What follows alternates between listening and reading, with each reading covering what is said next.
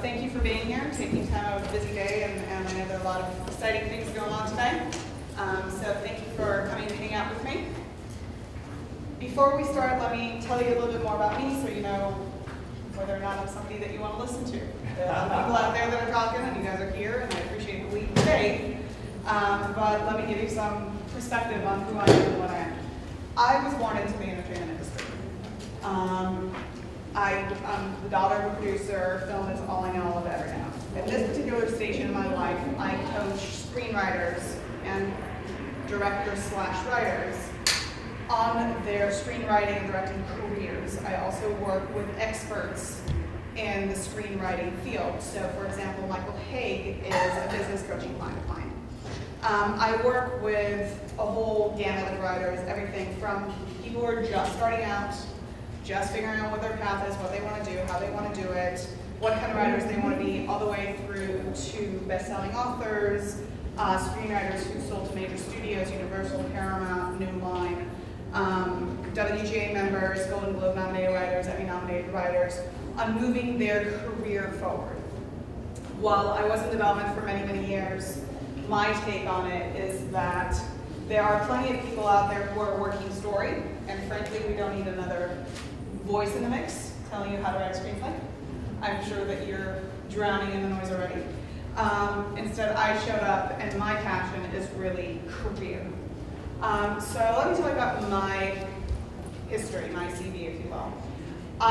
First movie I worked on, I was 11 years old. I wasn't paid, and at 16, my father announced that he's never, ever, ever going to pay me on a movie set because that's nepotism and that's not how he works. So to piss him off, I finished high school 1 year early and went and got a job right out of high school, working production, did that for a couple of years. Then started doing script authoring, script notes, went into development, wrote my own script. And I was really, really lucky. I knew 3 producers. 2 of the producers that I showed them work to like the script. 1 of them bought it. And within 6 months, I realized that I don't want to be a working screenwriter. It doesn't interest me. It's not what makes me happy. I want to work development. So I went back, worked development for a long time, lost a lot of sleep, and finally went to a quote-unquote normal job when I was in my early 30s because I wanted to just sleep at night and not feel failure every time a project didn't come off the ground, despite the ones that did come off the ground.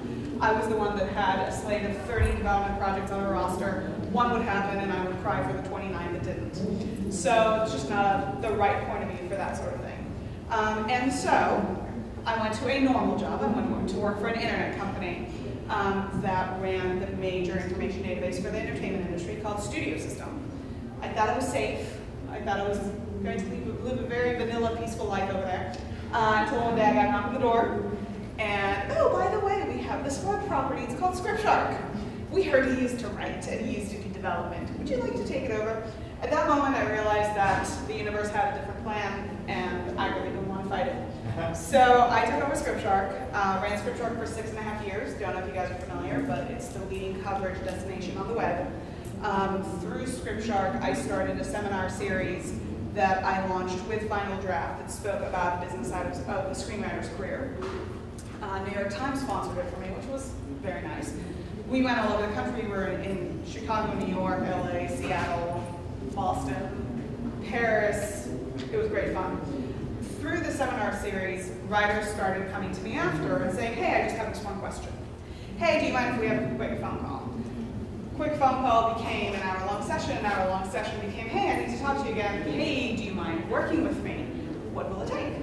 And so without any intention, I ended up collecting a slew of about 15 or 20 writers that came to me as their coach. And it's really their fault that I do what I do today because about a year ago, more now, a year and a half, they all banded together against me and decided to start telling me that I need to do this for a living. And I told them they're all nuts. It's not going to happen. I'm a big dose of reality, and nobody likes reality. But I decided to take the leap nonetheless and to start working and offering my services to screenwriters that didn't come to me from word of mouth about a year ago. And now I work exclusively as a coach. I've been a coach now in all about 6 years.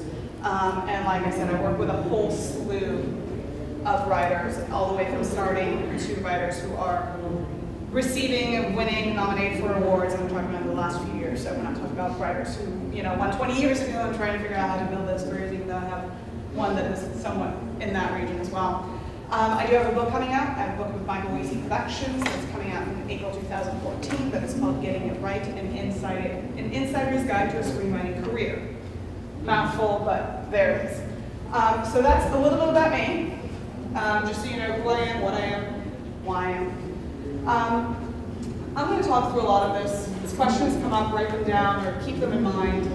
In the end, we're going to give some time to questions and answers so that you guys get everything that you need out of this session, because ultimately the session is for you. I already know what I know. I want to make sure that you guys get what you need from me. I find that there's a great deal of disparity between writing a script and pitching a script in a room. There's a lot about how to write a script. There's a lot about how to write a great script in different formulas and different belief systems, and all that's great. And there's a lot about pitching a script in a room. There's very little about how you get from here to there.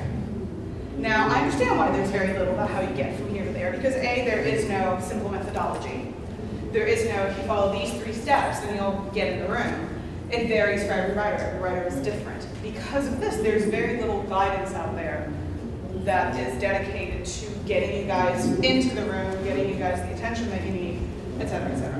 And so that's what I'm passionate about. That's what I work on with my clients, because ultimately I think there's a level of disservice that's going on with writers out there who simply don't have access to the information they need in order to make their careers happen. So let's talk a little about the ground rules that I work with when I work with writers.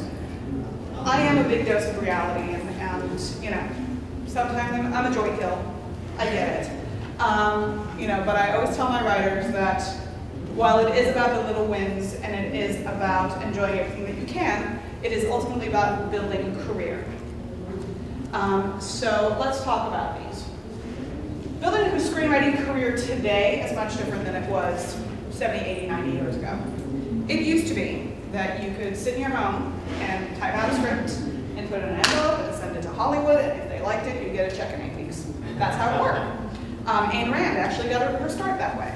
She started writing scripts. That's what brought her to the West Coast, because her scripts were received, liked, she got paid for them, she was invited to the set, and that was what ultimately moved her and her husband to LA way back when, out of Chicago, which is where she started. Today, not quite the same. There's a huge level of competition. One of the things that happened in recent years with the availability of the internet, with software, something can appear to be a screenplay without being a screenplay. It's very easy to look like a screenwriter, much more so than it is to be a screenwriter. So you have, people sitting anywhere, anytime, and this is really not geographically biased, but just for the sake of conversation. You can have some guy sitting in Russia or some guy sitting in Malibu saying, I'm going to be a screenwriter, getting some software. It appears like a screenplay. The work that an executive has to do to figure out whether or not it's actually a screenplay is a lot more than they have to do if they're looking at a reel. If you look at a reel, you know within 10 seconds, 20 seconds, is this a director? Am I going to keep watching? With a script, you read the first page, maybe you read the second page, you read the third page. Before you know it, we are 3, 4, 5 minutes in. That's a lot of time to figure out who's a real writer and who isn't. So today, it's much tougher for writers to break in. There are a lot of hoops in place for you guys to jump through. But the reality is that these hoops have been put in there for a reason. Oftentimes the industry has put them there simply so that you guys can show them that you're serious about it. It is not easy, but it is possible. You'll hear all the time that you can't break in. You want to be a screenwriter? Great, you can't. I sat in a panel, on a representation panel at, I think it was the Scriptwriter Showcase years ago, final drafted, and it was myself, a couple of agents, a couple of managers, and the question in the room was, how do you get representation? And the agent, one of the 2 agents on the panel kept saying, you can't. But how do I get it? You can't. How do I break in? You can't. With that message, clearly you get the belief that you can't break in, you can't have a screenwriting career. The reality, though, is that I know people who break in every day. I see it happen all the time. It's not easy, but it is very much possible. So while work is expected, you are expected to treat this as a profession and not a hobby. It is very much possible. I always like being in rooms like this because I have a level of knowledge that I'm talking to people who are investing themselves, investing time, money, energy in pursuing this as a career. It is hard, it is very much possible. Let go of any ideas that you have to have come into the industry with a cousin somewhere. If you network, if you put in the work, if you write great scripts, it is possible. Hard work is a prerequisite. So this doesn't happen easily for anybody. Doesn't matter how talented you are, there's going to be an area that you're going to have to work at. My expectations from the writers that I work with, always be writing. Writers who write are writers who succeed. Writers who have one script from 10 years ago are not relevant current writers. As a writer, your job is to write. I expect my writers, as much as any manager or agent would expect their writers, to constantly be writing and honing their craft. But writing is only half the work. Getting out there, networking, figuring out what is the best avenue for your script and for your success is at this point 50% of the work. How to pitch, who to pitch to, what to read, who to talk to, what events are going on. All of those things make up how you get out into the marketplace.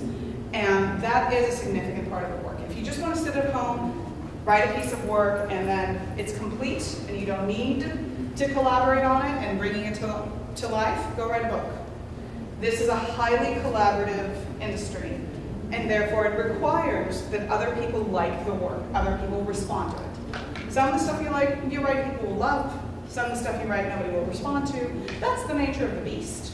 I always say that if you're not rejected, you're not doing any favors for your work. You have to get rejected in order to succeed. It's part of the deal. Your job is to get your script read. It is to make a name for yourself, to build a network, to build a community of people that goes, oh, Eric, I know who that is. He had this other script, I haven't read them, but there's a new one. I think that one I'm going to read because he's consistent. I see that he's constantly doing stuff, and this logline sounds interesting to me. It's really important that you're nice to everybody. If you've been horrible up until this moment, that's okay, but at this moment it stops.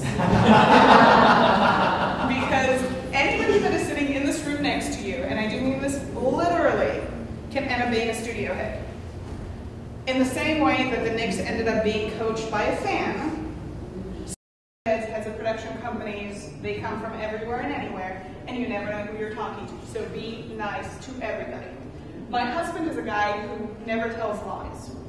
And he jokes, but it's really not a joke, that he doesn't lie not because he's so honest, but he just can't keep his lies straight. So he just doesn't do it because it's just a bad idea starting out. It's the same with being nice. You can't remember who you were not nice to and why. Be nice to everybody.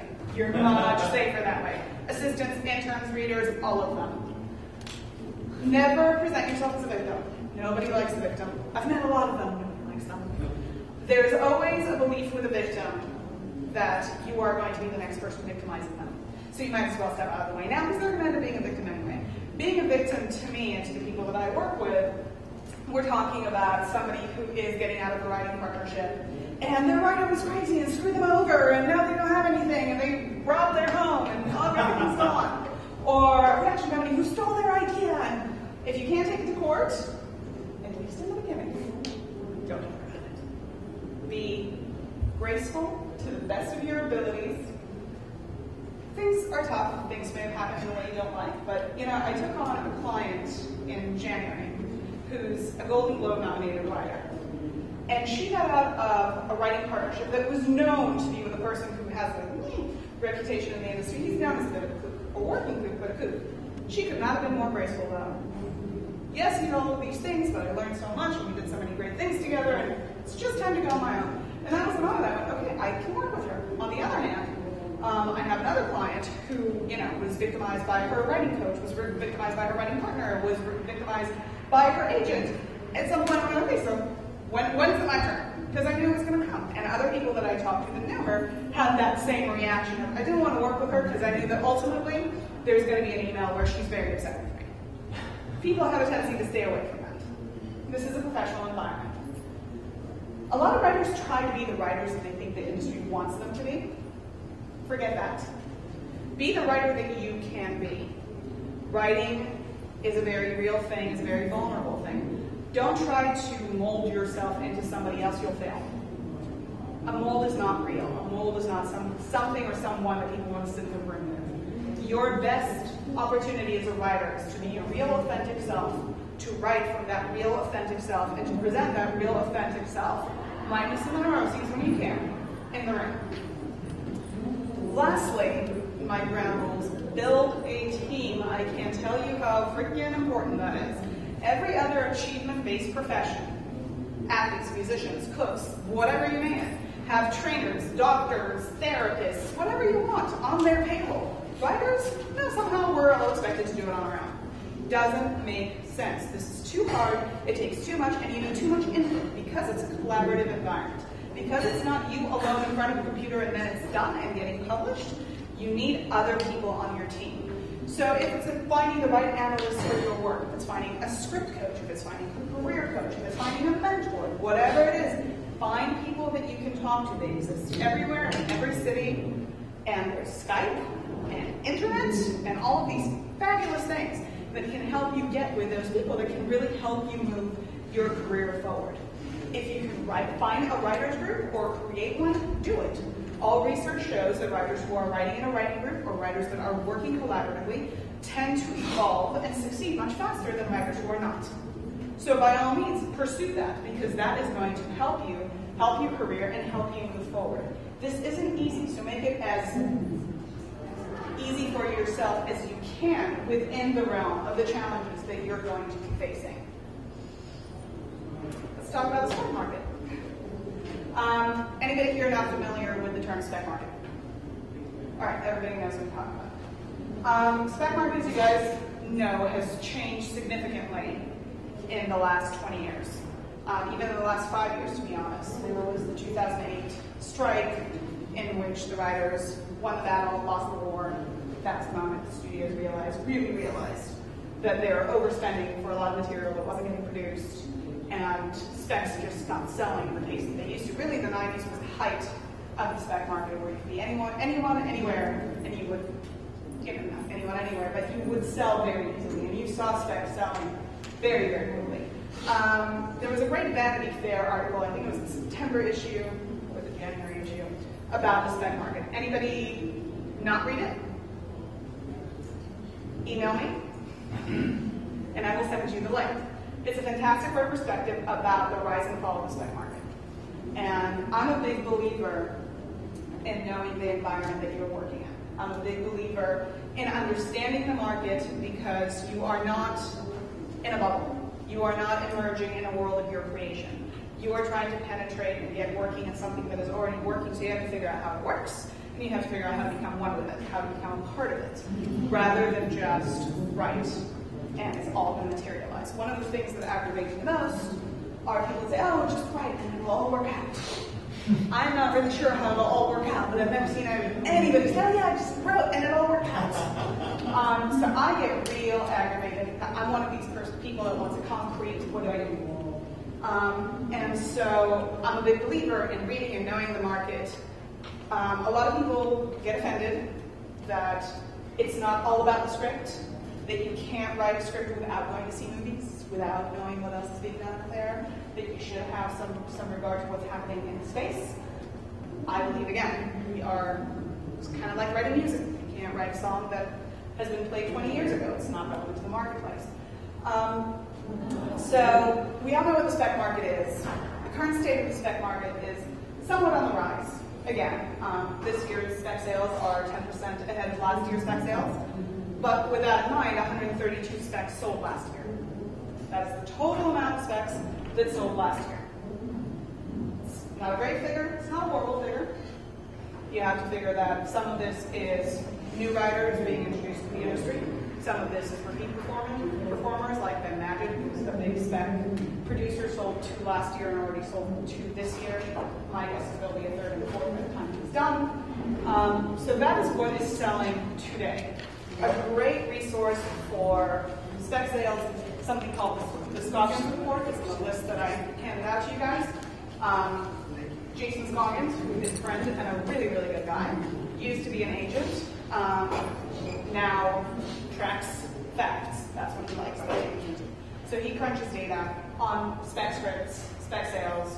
There's ongoing information about what sold when. As writers, it's your job to know what's selling. It's just your job to know what is in the market.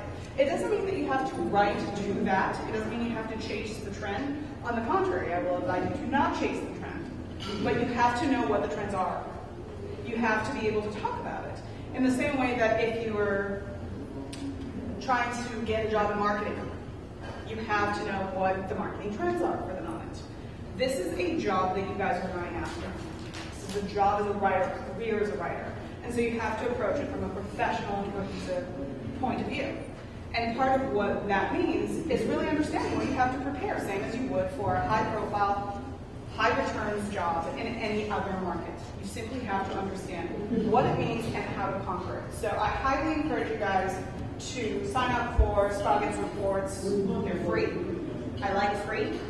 There are very little things that I will tell you to spend money on. Scoggins report is one of them that is free, that I'm a big fan of. To just start knowing what's selling, who's selling it, who are the managers that are moving properties, what studios are buying, are production companies buying.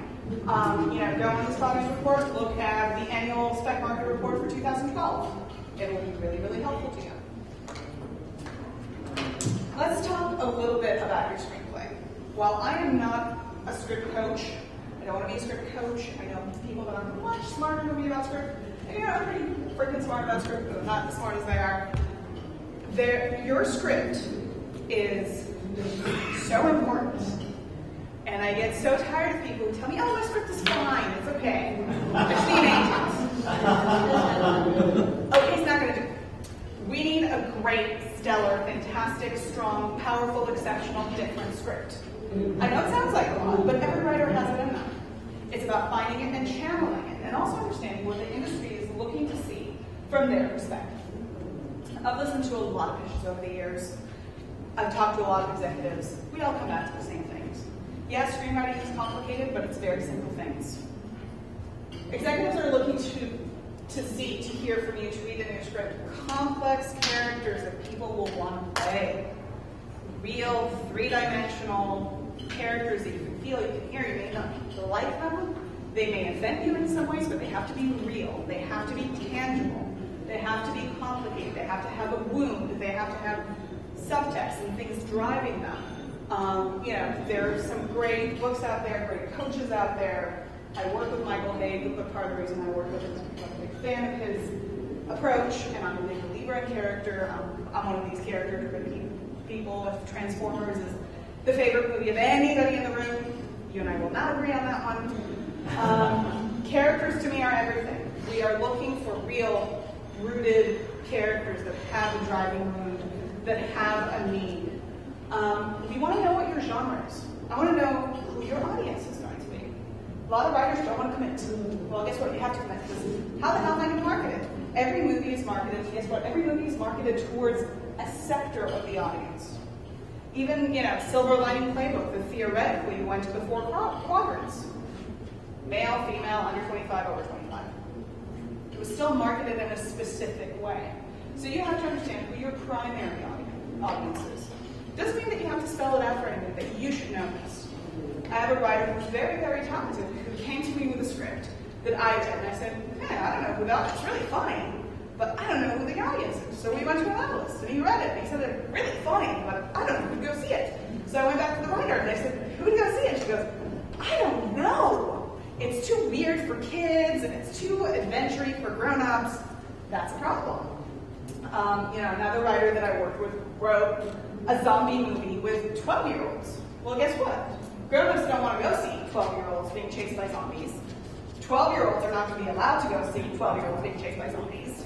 And a book was written, I can't remember the name of the book for the moment, don't know why, but writing screenplays and making $1 million doing it, whatever it was called, that was written just about that, writing a movie without some sort of an audience that will go see it, and not understanding that. Equally, you can't write a big budget blockbuster for the 80-year-olds, because their movie-going habits. If any of you have grandmas, my grandma goes to the movie about once every 3 months. And she's not going to go to repeat shows. So if a movie's going to be made for her, she's just not the audience. So you have to understand who your audience is, why they'd be interested. The industry also wants to know is how is your project the same but different? That is a big thing for this industry. We want it to be the same because we want to know that it can succeed like. It can succeed like The Matrix. It can succeed like Juno. But it's different in the way it uses something, the way it matches something up. We want it to be safe enough to know that we can do something with it and probably see some returns, but different enough to be interesting and offer something new to the genre. Stakes, I can't emphasize this enough. I think this is probably the question that I ask of my writers the most when they come to me with an idea, when they have a finished project that they want me to take a look at before they take out. What is at stake for your character? Why does this matter? Answers like, she just wants to be happy. That's not stakes. She just wants to keep her fortune. Not going to work. Stakes is something real that people are fighting for, that you as an audience member are going to root for. So stakes are integral and important. And lastly, please, please, please, always make sure that you are writing an active protagonist. If your protagonist is sitting by and watching life happen around him or around her, it's not going to work. Nobody's going to want to play that character. Nobody's going to get invested emotionally in the journey. It's just not going to do anything. Now, let's talk practical tips.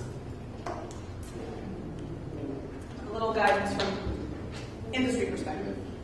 I always go back to the 120-page rule, which is really the 110-page rule, but let's call it the 120-page rule just for the sake of conversation, because everybody else talks about 130-page rule. Keeping your script under 120 pages is critical to that engagement. Critical. Everybody says, well, what about David Fincher? What about Benjamin Button? You know, if you have David Fincher, you can get away with anything. Same with Catherine Bigelow, Cameron Crowe, any one of those. Go nuts, you can write a script as long as you want to if they're on board to direct. You'll do it, it'll be fine. Otherwise, if it's you trying to break in, 120 pages, which is really 110 pages or less. What you're telling industry executives when you don't adhere to this rule is, one, rules don't apply to me. Great if it's a standard, it doesn't apply to me. I don't have to play by that rule. Two, I can't tell a story economically. Can't do it. Everybody else can do it. I can't do it. I want you to take me seriously. I want to be a professional. But I can't do it. Three, I don't understand why the standards are the standards. Now, a lot has been erected around 90 to 120 pages. First of all, we understand, we the people, the collective, the movie-going audience, understand a 3-act structure that falls within that time constraint. We understand it. We know how to consume it. Secondly, movie theaters schedule their screenings and schedule their revenue based on screenings that go up to 120 minutes. The moment that you go over, they're going to make less money. They're going to be less eager to screen your movie. So these are things that you have to remember because people are really looking out for them. Other things that executives, people like myself, look for in scripts. Monologues. Really big, chunky monologues. We literally go through scripts if it's on our iPads or we're flipping through it, and we look for the chunky dialogue. And if we see it, we put the script away. Because people don't dialogue, but don't monologue like that. Monologue is David Mamet. Go read some David Mamet, and you'll understand how to keep it really short. But you don't have to be David Mamet. Just don't monologue.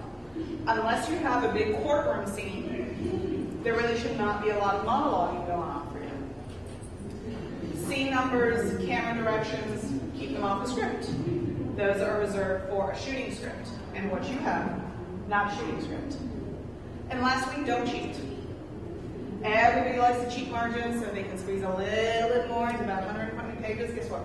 We know right off the bat. Because we see scripts every day. We know when you're cheating. The margins are there for that reason. Don't cheat.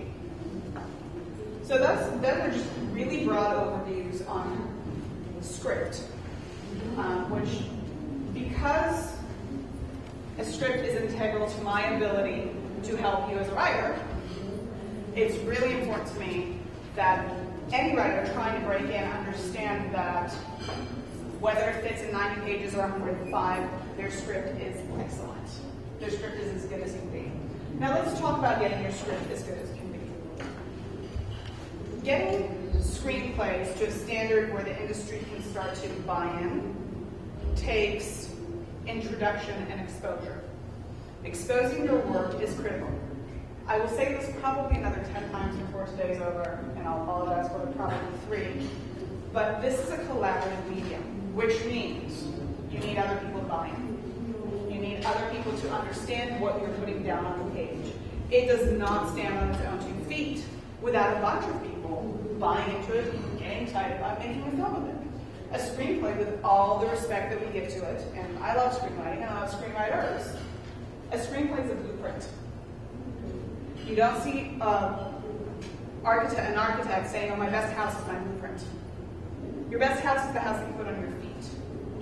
On its feet. It's a house that you stand up, a house that has 4 walls. A screenplay doesn't have 4 walls around it until there's a director attached, until it's committed to celluloid or to digital video, whatever it is. But it has to be utilized as a foundation. And in order for it to graduate, it has to have a lot of people coming on board and getting excited about it. So, what you want to do is make sure that you expose the work. As I mentioned earlier, I ran scripture for a long time. Anybody in the room not know what coverage is? All right, everybody knows what coverage is. That's great. So you know the standard recommendation, past, consider, recommends. Everybody wants to recommend. Nobody ever gets it. But everybody wants it, which is okay. I mean, shoot for the stars, by all means. The reason that you want coverage is you want feedback. You want to agree with all the feedback. And while we all want to be hailed and told how brilliant, talented, successful we're going to be, et cetera, what we really need coverage for is to say, okay, here's how the material is being received. Some people won't get it, and you'll be okay with that. You'll be okay with saying, okay, they don't agree with this choice, but I made this choice consciously, and I'm going to stick to this particular choice. Or they saw this particular choice as the right one, yay. You want to really get people punching holes in the work, because there's only so much that you can see yourself. Doesn't matter how talented you are, you need people giving you that feedback. Now, if you have friends who are writers, if you're part of a writer's group, you don't need coverage. But coverage does offer an alternative for people who are not surrounded by industry folks to get some feedback on their work. The point is, get feedback, expose the work. Don't expose it to your mom, or your sister, or your wife, husband, any of those. They'll just tell you they're brilliant, that you're brilliant, and they'll believe it because they will hear things from your perspective. They know your voice, they know your vision, they know how you view the world, and they will utilize that to decipher how you meant the work to be received. That doesn't help you. You need strangers to hate the work. That's what makes the work better. You need to be challenged. Writers are actually at their best when they're rewriting with notes. At their best. You may hate those notes. And I was there once upon a time and I hated those notes. But you know, it's the notes that I hated the most that ended up resonating. So get those notes and don't be afraid. Rejection and disappointment is part of the deal. And this is about pushing the work forward, pushing yourself forward as a writer. Now, like I said, coverage services to me are not a must. They're an outlet, they're a path. A lot of the things that I'll be talking about today are things that you don't have to do. They're just possibilities. They're just options of how to pursue things. Now, you have to understand what sort of writer you are going to be. I guarantee you that if we went down the line and I asked each one of you what kind of writer you want to be, you'd say something different. But yet, if we sit in a room and assume that we all want the same. Part of what I do when I take in clients is that I send them a questionnaire. And I ask them to tell me what is the end goal. I have over 100 clients. I don't think I've had 2 end goals that were the same. Everybody has a different perception of things. And it starts with what kind of writer you are. So you have to understand where your strength lies. Are you a film writer? Is that your core strength? Is TV really where it's at for you? Are you a writer that can work in multiple formats? These are questions you have to ask yourself. Do you have one story to tell? Is there anybody here that really has one story and that's what they're ready to pursue for the next 5 years? All right, so I can say this loud and clear. If you have one story to tell, you're not trying to build a screenwriting career. You're trying to get a movie made. There's a big difference there. There are a lot of people out there that are running with one script. They've been with a script for 10 years, they'll be with it for 10 more, but that's all they care about, the one script. That is not a screenwriting career, because a screenwriting career is related to constantly creating new content. they're not going to do that. There are other people, the last category that I'm going to jump into, who are idea people. They're really not that great at the execution, but their ideas are gold. If that is your strength, you have to understand that. So you have to understand what you're going to work on, because your promise is going to be really great. You want to make sure that you can deliver. Different people, different strengths. When you take on writing partnerships, oftentimes you have to understand which partner has which strengths, and do they complement one another, and are you at peace with it? Because you'll have partnerships where one writer is the idea person, lots of ideas, and the other person just executes, just puts their head down and executes. Are you okay with that division of labor? You also have to know how the industry works in terms of seasonality. Not every month, every week, every day is the same for getting the work out there.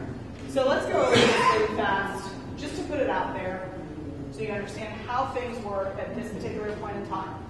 So we have January through May. The year for the industry, doesn't matter when the fiscal budget starts for different companies, the year starts January. Usually January 5th, 7th, 10th, people are still scanning. We have Sundance right off the bat. Sundance usually kicks in around January 15th. The town is empty, dead. Don't send anything to anyone, it'll get lost. And pilots go into production during that time. But otherwise, this is a really good time to get scripts out there. Ignore Sundance or wait for Sundance to pass, then get scripts out there. Keep getting material out there all the way through May and June. May and June is when you're going to lose network executives, agents, managers. Network executives, TV production companies are going to be wrapped up in upfronts.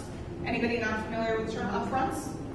Upfronts are the presentations that the networks do to their advertisers in the beginning or middle of May, showing the new lineup of the TV season. That is when new TV shows are announced. And the lineup for next season is established so that advertisers can start buying airtime. It's in New York, it's usually a week of very big presentations involving the talent, but all TV talent, all TV executives are in New York at that time presenting. They're wrapped up in upfronts. And upfronts are very quickly after, followed by TV staffing. So that is when managers and agents who have TV lit talent on their hands are trying to place their talent on TV shows.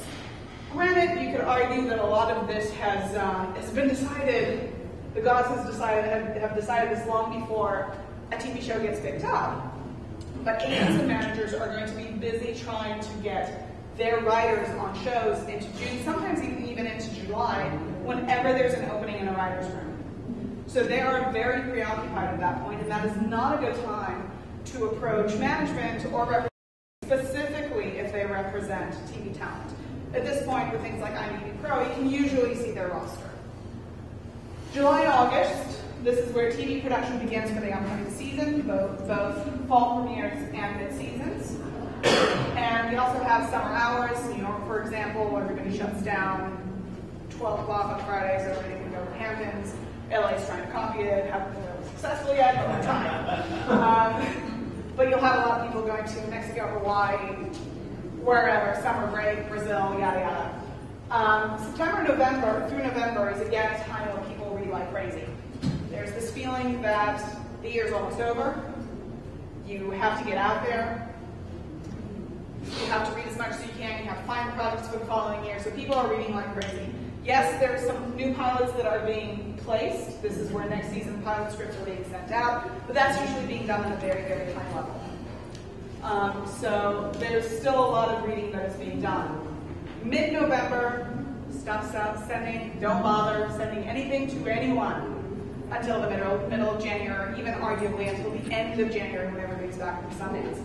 The reality is that this is when people are doing everything from wrapping up their year to doing their budgets for next year to doing gift shopping, and they just don't care. Of course, if you are Chris Terrio and you send something out, they will read it. But assuming that Chris Terrio's not in this room, don't send it. This is, however, a really good time to do something that very few people do. And that is send thank you cards, Happy New Year cards, Christmas cards. I'll tell you a story. years ago, I did a panel. I was invited by Final Draft to moderate a panel at the Hollywood Black Film Festival. And one of the people on my panel was Antoine Fisher. And the audience was very awed by Antoine, as most people usually are. And he's a very captivating kind of character who speaks very, very quietly and really pulls you in. Anyway, fairly quickly, and somebody asked Antoine, do you have just work coming at you from every direction? Your agents and managers call you every day with your work. And Antoine says to the audience, no. I'm an agent and manager, a publicist and a lawyer, none of them ever got me work. There's some more questions, some more talk. Antoine and I, and another writer by the name of Dwayne Smith, end up talking after. And Dwayne and I are really fascinated. We want to know, what does he mean? He says, listen, I go out and I network all the time. I meet people, I take their business cards. Come the end of the year, I send them Christmas cards, Hanukkah cards, no matter who they are. I send it to them, handwritten, and so when the work comes, they come to me. They don't go to my agent manager. Now, I thought it was a really nice story, and I gave Antoine my card. And this was in May, okay? That December, I get a handwritten card from Antoine, remembering exactly where we met, the fact that I had a kid, that we should come up and play in his house in Ladera Heights. Like, a really detailed card. And I'd call my friend Wayne, and I'd say, hey, I just got a card from Antoine. He says, yeah, so did I. So the guy was serious, and if Antoine Fisher can do it, anybody can do it. So that is the time to send, whether you use paperless post, or whether you go with handwritten cards, which I think are always really nice. That is the time to seriously, and I'm not kidding, this is not nice to have, send Christmas cards, send holiday cards to anybody that you know in the industry. It goes a long way because nobody does it. That story, that moment that I had with Antoine was maybe 7 years ago.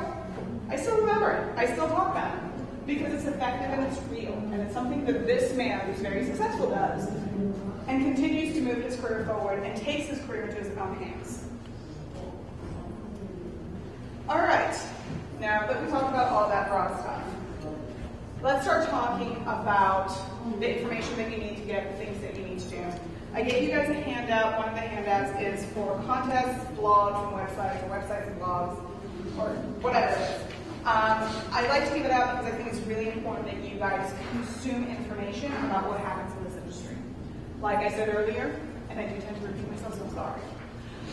You are working in an environment. You're trying to enter something that is alive, kicking, and well. So, it's really important that you start to consume the information in ways that are easy, effortless, and allow you to really become part of what is going on there, to understand what's going on. So first of all, let's start with industry news, because there's a lot of it going on, but there's a lot of it going on for free. So a few resources that I like that I put down for you guys. Deadline.com. That's the Deadline Hollywood site. You can sign up for their breaking news alerts, which can be really annoying, but at least that way you can just hit delete when it's not a story that interests you, but when something shows up that is interesting, you can click in and read about it. It's free. Another source that I really like is Studio System News. They're a news aggregate. They're now writing some kind of nice fluffy articles to go along with their aggregation, but they're really great in that they aggregate from everybody from Deadline to Hollywood Reporter to Vulture to LA Times to New York Times, and get you some really interesting think pieces that can be really, really helpful, really insightful. Information databases. Information is everywhere now. You know, it used to be that if you didn't have a lot of money, you couldn't get the information. First time that I signed a payment industry database, I was working for about a moment when I left film production. I was working in an agency, a talent agency, and in the back room, there was a computer that was hooked up to the internet, and in that computer, there was a license to go into a database about the entertainment industry, and like every time you went, you paid, and it was crazy, but you know, you got these documents, and you printed them, and you took them to your desk, and you like highlighted everything you need to know, and it was gold, and you didn't share them. It's not like that anymore. These days, you have IMDb Pro, you have It's on the Grid, you have It's a Wrap. All of those have some subscription cost to them. I think IMDb Pro is by far the cheapest out there. And the data is enough up to date. They've made enough strides to make it digestible. I think the annual cost is something like $120 right now. You don't have to have it, but you should know about it. I also think that's really good for you to know what the online forums are, communities, etc. So Gun Deal Pro. Great forum. A lot of angry people on occasion, but a lot of very, very knowledgeable people. So if you need to know something, you have a question, there's something that you are not familiar with, it's a great forum to go out and ask a question. Whether it be craft-related, industry-related, about a particular manager or contest, there are a lot of spirited writers on the site, and I mean that in the best way, because I do think it's really, really informative. I've engaged in some discourse on there that was really respectful. There can be different opinions, but it is a foundation for writers to come together and express opinions, get together, inform one another, etc. There are others as well, like Scriptwriters Network, International Screenwriting Association. There are quite a few of them if you are interested. And again, you don't have to follow everything that I said. I'm just trying to give you options. Just trying to give you different areas to go discover, see what you can do. There are a million podcasts out there. And I'm a fan of podcasts because you can download them, you can listen to them while you're driving. You can really use that to inform yourself. There are a lot of bloggers out there that I'm a fan of. Pilar Alessandra, who was teaching in this room last night, has a fantastic podcast called On the Page. She brings in a lot of really interesting people. John August has a fascinating, anybody who does not know who John August is at this point? John August wrote every Tim Burton movie out there and continues to work in the industry. His, what was the Frankenstein dog movie? Frankenstein. That was his last one, but he continues to be very prolific there. KCRW has a podcast that is on your list that is downloadable. There are also some great blogs. Stephanie Palmer, who wrote Good in a Room, which is kind of the definitive book on pitching and presenting in a room, has a great blog on her site, which is goodinaroom.com, also on your list. So this is endless. I mean, I can go on for an hour just talking about blogs and podcasts. The point is, get the information that you need to develop your own opinion. You can't develop your own opinion without knowledge. Knowledge is the foundation for opinion because you can either argue for it or argue against it. The stronger you are in your opinion and your foundation, the stronger you will be as a writer. It is also critical that you read industry screenplays. How many of you guys read industry screenplays? How many of you guys have read the Blacklist screenplays? Good on you. Really important that you guys know what is making the rounds out there. I'll make this offer to anybody in the room. I have the file of all the Blacklist scripts on my Dropbox. If you want it, email me. I'll share the file with you so you can take a look at it. It's important to read industry scripts because you need to know the standards.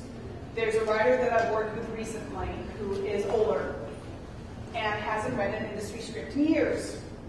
And the format of his writing was completely opposed to what is being passed around in the industry today. You need to know what is expected of you. You need to know what the script standard is. The Blacklist, anybody here not familiar with the Blacklist? All right, the Blacklist is a list of screenplays. I'll get to it later, but I'll skip it then. The Blacklist is an annual list composed by a guy by the name of Franklin Leonard that is a list of the best unproduced screenplays in the industry. Comes out every year. These are voted on by industry executives, different people vote for different works, et cetera, et cetera. The list probably has about 30 to 40 scripts on it, and they announce it at the end of the year. So this is really the best of the best that is unproduced. It's much easier to find scripts for produced work than it is for unproduced work. This is a great way to read the unproduced standards. And if you guys want it, email me. I'll give it to you. Lastly, I really encourage you guys to find a local network, group, etc. for yourself. How many of you guys are from LA? All right. So you guys have it easy. Because there are a lot of groups, there are a lot of writing groups, there are a lot of networks, there are a lot of events. But the reality is that in today's world, there's screenwriters everywhere. Chicago, Seattle, Boston, there are groups everywhere, literally. I'm going to Austin later in the year. There's so much going on everywhere that you can find screenwriters. And if you can't find a group, make your own. Don't be in a lonely, dark world. Make sure that you're out there sharing your work, talking to writers, debating ideas. This will move you forward. It is proven without shadow of a doubt that it will move you forward, that will make your career happen. So find the right people, find the right group. If you have a local network, connect with it. If you don't have a local network, create one. All right, let's start talking about my wheelhouse, which is strategy. I'm a sucker for strategy. I'm a sucker for planning. If you ask my husband, I plan everything. And if I can include logos, I'm really excited about it. A lot of writers, however, have a tendency to just go, strategy, what's strategy? I finish the script, run the other way. That doesn't work. And if it does work, it shouldn't work. And if anybody ever tells you that this is exactly what works for them, close your ears and don't listen. Because things don't happen by accident. Building a screenwriting career is a deliberate thing. It happens with deliberate strategy. So let's talk about strategy. What is strategy?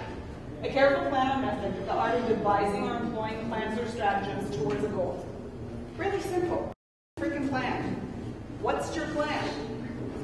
I look at two things when I make plans, specifically with the writers that I work with. I look at aspirations and I look at goals. Those two things are different. I had a writer call me a year ago and say, I decided what my goal is for the year. I'm going to get my script option. It's a great idea, but it's an aspiration because she has no control on whether or not her script is going to be optioned.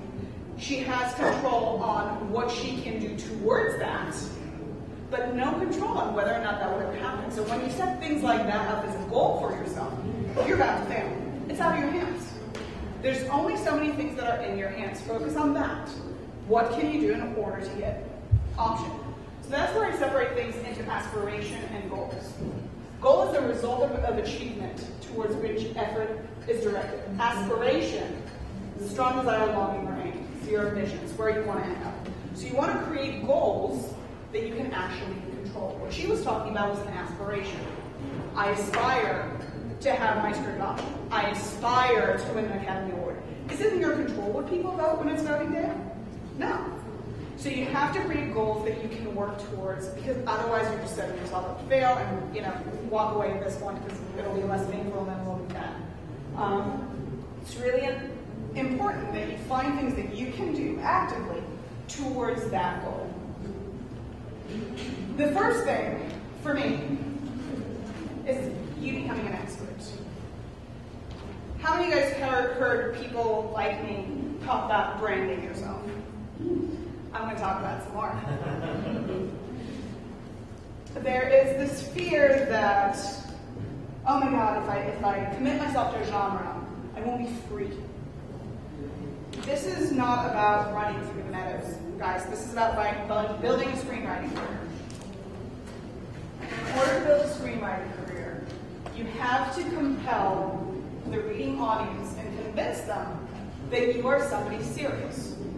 Before I dive into all of this, I'll go into, I don't know why this works for me, but it works for me, so I'll share it with you. I look at becoming a branded expert in the same way that you look at hiring a chef for a wedding.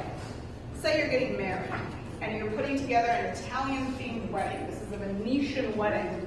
Are you going to hire somebody who's only cooked Indian food until this moment and only cooked you one decent Italian meal, or an established Italian chef to cater this wedding?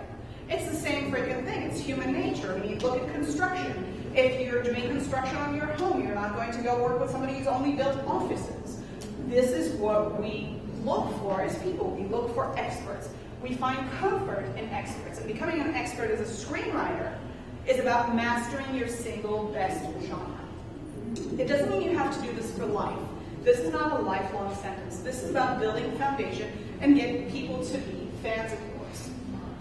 There's a saying that a friend of mine, producer Tracy Becker, who did Finding Neverland and more recently Hysteria, said to me once, and it took me a while to come around and get it, and that's my fault, not hers. I'm just not quite as brilliant as she is. But the saying was, she said to me, "Lee, you just got to tell them to give a banana to the monkey." And I went, "What? Give a banana to the monkey." It took me a few times, and then I finally came around and I understood what she was talking about. She was talking about the fact that when the monkey, when the monkey knows that it can come to you for a banana, and it will get a banana every time, it'll keep coming to you. And after a while, you can give it something different. But first you have to get the monkey to trust you.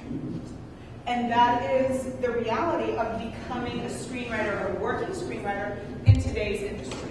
You have to get the industry to trust you as an authority, as a consistent source of exciting, interesting content. Now, the reality is that you have to be great to break in. And you're not going to be great at everything. So find the thing that you can be great at. Don't be good at a bunch of things. We don't care about that. We want the thing that you're great at, you're exceptional in, that you can build something on starting out. You have to become an ongoing, reliable source of original, interesting content. That doesn't mean writing the same script again. It means writing a great script and then extending what you did well, capitalizing on what you did well, and taking it to the next one. Not mimicking, building on it. The beauty of different genres is that they have an elasticity that can be really, really helpful to you. So for example, if you're writing thrillers, they don't all have to be psychological thrillers. You can write a political thriller, you can throw a medical thriller, you can write in different elements into the work. Same with comedy. A writer who writes great comedy can write a great romantic comedy and a great straight comedy and a great slapstick horror comedy. It all falls within that realm. The thing is to really take it and master it, push it to the next level. Because when you get out there, when you get into the industry, you'll build a fan base that is built based on a specific script. Everybody in the industry does something specific. There are very few producers out there who produce comedies, dramas, and thrillers all at the same time. If you look at Silver Pictures, they do the same thing, have been doing the same thing forever. Look at Jerry Bruckheimer. Look at all of these players. Lionsgate, yeah, they're doing Hunger Games now, but how did they start? What did they do for the first 15 years of their existence? Saw, Hostel, horror films, one after the other. Sure, now they're doing that. Guess what? They fed the banana to the monkey, and now they're going to capitalize on it. It's the same for everybody in this industry. So when you build a fan base based on a comedy, likely the people that responded to it are people that know how to do comedy. If you come out with a horror script next, guess what? You have to build a whole new fan base because they're just not going to know what to do with it.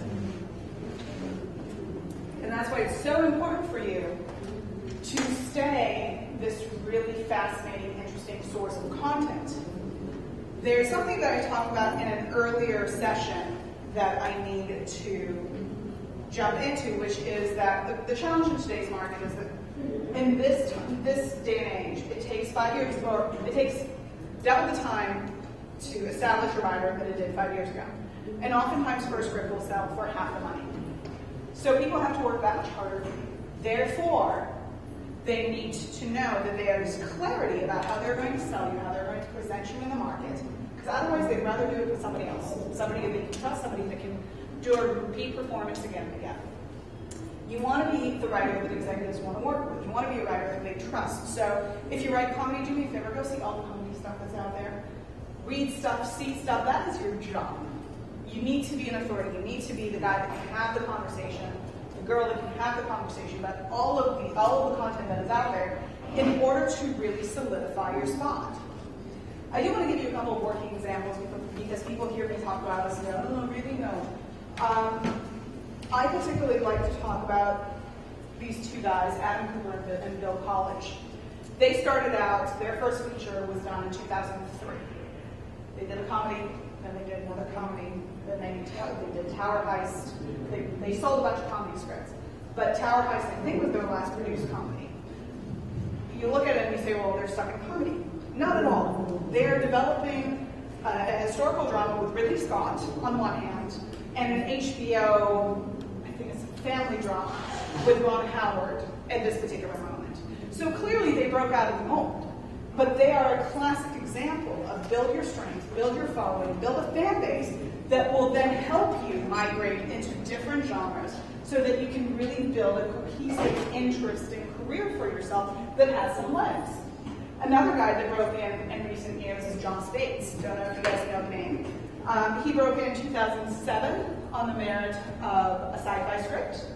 Sold a second sci-fi script because that was what was expected of him, and then sold his third, which became Prometheus. Now the guy can do anything that he wants to do with anybody he wants to do it with. It's that simple, but you have to first build trust. There's a big difference between what happened 15, 20 years ago in the industry and what's happening today. Back then, a script would sell. And that was what anybody cared about. Nobody cared about the writer. The script itself. There was really very little building of a screenwriter's career then. Today it's all about the writer. Today it's all about, are you the writer who's going to continuously deliver content, make this interesting for me? Are you the writer I'm going to want to work with down the line? So you as writers are actually in a much stronger position, because before you sold the script, they got the money, they don't care. You will likely, if you didn't deliver another one, you got dropped, and who cares? Now it's about you, the writer. And I always like to look at life cycles, because the life cycle of a script can only go so long. If you look at the best scripts out there, scripts that won Academy Awards, what happened after the Academy Award? It's over. It's done. Script's life is over. You as a writer continue to go and produce, and that's what you need to focus on. So I'm a big proponent of continuing to develop your ideas, develop in brand, keep things interesting, and that takes us into talking about solidifying the voice, which very much feeds into brand. But I do think it's really important to talk about. People talk about craft versus talent. Make no mistake about it. Even if somebody got lucky on a first script, screenwriting is a craft. And you have to figure out how you mold this particular material in your hands. That is your voice. I love reading writers that have their unique point of view. The more uniquely yours it is, the more successful you will be as a writer. Of course, we all have to be able to access it. We have to be able to understand it. But what you have to contribute is what is going to dictate your success. I was talking to a writer a few weeks ago who said to me, I just want to figure out how to be the next whoever it was. So why do you want to be the next whoever it is? They already exist. If I, the studio, or I, the production company, want to work with them, I'm going to go work with them. Why would I work with you? They already exist. So figure out what makes you unique and what is your voice, what is the unique input that makes you different, what turns you on in terms of theme, in terms of characters, in terms of the internal wound. I was sitting with Penn Densham yesterday in a conversation. I don't know if you guys know who Penn is. He's speaking right now. He wrote Robin Hood, Prince of Thieves. Really great guy, wrote a great book called Riding the Alligator, and he's been a very, very generous friend over the years. But he said something interesting. He said, I realized that all my scripts that meant something to me were scripts where my protagonist was motherless. Penn lost his mother when he's 8, and that's where the real connection is for him. So the scripts that mattered to him, the scripts that excelled the most in his career were actually scripts that spoke to something that was very real inside of Penn. Now, I said earlier that writers have to be writing. There is a simple truth, and I will repeat it every time, even though you guys have to be, I promise you, are not going to believe me, but it's okay, I forgive you. Your first script ain't it. Your second, third, fourth, fifth script will be better. I was sitting with Dwayne Alexander a few months ago. He's a horror writer. He's the guy they used to call in for assignments whenever there was, they needed some blood and gore on the screen. They'd call Dwayne in because he'd get all of his sicko friends together and they'd come up with really gross stuff. But fast forward, he sold like 5 or 6 specs at this point. He's done a bunch of assignments. He has a book coming out. Really talented guy. And he said, really matter of fact, so much better today than I was 10 years ago. He broke 10 years ago, so that he was pretty good 10 years ago. But you get better as you write because it's a craft, because it's something that you have to practice, because it's not just about talent. Talent is important, not taking away from talent, but because it's a craft, the more you practice it, the better off you are. I'm not a proponent of developing one script for 2 years. I'm sure that there are people in the room that have done it and are doing it, and I get it, but this is the point that you need to stop. Because you have to keep developing new work. There is a question of quantity here. Are you continuing to produce new, interesting, fascinating, unique content? And you have to be able to do that. Let's talk about genre popularity. Not because you should all go write thrillers now, but because, again, you guys are all big kids or big people, big grown-ups. I don't believe in protecting writers. A lot of agents and managers will say, oh, I don't want my writer to read any news because I don't want them to follow the trend. I don't want them to know what's selling because they might try to write to that. You guys are grown-ups. You guys all decide to be here. And so the least I can do is share information with widely available with you guys. Again, this is not to inform what you should be writing. This is for you to know where you might or might not fit in. Thriller has been repeatedly the highest selling genre. It's interjected with comedy in the last few years, but in 2012 it sold 27% of spec scripts. It is followed by comedy and action adventure. Those three sometimes shift and interchange. So there was a shift in 2011, I don't remember exactly what it was. Sci-fi came in third place with bottom, horror, and then drama. Drama is traditionally the hardest thing to sell because part of what falls into drama is period drama, which really you tell most people and go, oh, well, I can't do it, it's too expensive, and nobody's going to come see it because my 16 to 24-year-old or 18 to 24-year-olds are not going to show up. So that doesn't mean you should not be writing drama if you have a really great dramatic-based story. That should mean that you understand that you're going to have to fight a different battle, and you're going to have to craft a strategy accordingly. We'll talk about pitching a little bit later. I know you guys are pitching tomorrow. Is everybody here pitching tomorrow? All right, so we'll talk about pitching and some of that stuff. But with every genre and every piece, there's a different approach. Just like we talked about writers earlier, it's not same size, one size fits all. There are a lot of differences here. So let's start talking about getting your screenwriting career off the ground. There are a lot of ways to skin a cat, but the reality is that if you listen to panels, if you read articles about screenwriters who broke in, and if they're generous enough to share their story, which sometimes they won't, sometimes they'll just say, oh, it just all happened, it all came together. It's really pretty. Sometimes they'll take a step back and they'll tell you how it happened. There's actually a friend of mine, Marissa Jo Sorar, recently in 2012 was put on the blacklist and then got staffed on a TV show. And she did a really generous thing for me. She let me give her some questions and answer how it is that she came to that moment. Another offer is on my site, but if you guys want me to email you the link, email me. I will send you, I've now done 2 interviews with Marissa, one when she got put on the blacklist, and the second when she got staffed, just to give you guys some insight into how it happens, what happens. But there are different ways that it happens. Usually it's a combination of 1, 2, 3, or 4, but let's talk about all of them. So, getting represented, getting representation, get you out there, that's certainly one of them. Networking and building your network, invaluable. Gaining attention through contests and pitch events. That happens all the time. Evan Doherty, you guys have heard of Snow White and the Huntsman. That guy won a contest. That was how it was discovered. He won a contest with a different script, but he was discovered by a manager. He was signed by a manager by the name of Jake Wagner, who was there at Film Engine and is now running Lit over at Bender Spink. I wonder if signing Evan had something to do with it. Jake is a great guy, but it was definitely a smart signing. So contests, and the right contests, which are on the worksheet that I gave to you guys, are a great way of getting attention. Working your way up is another way to do it.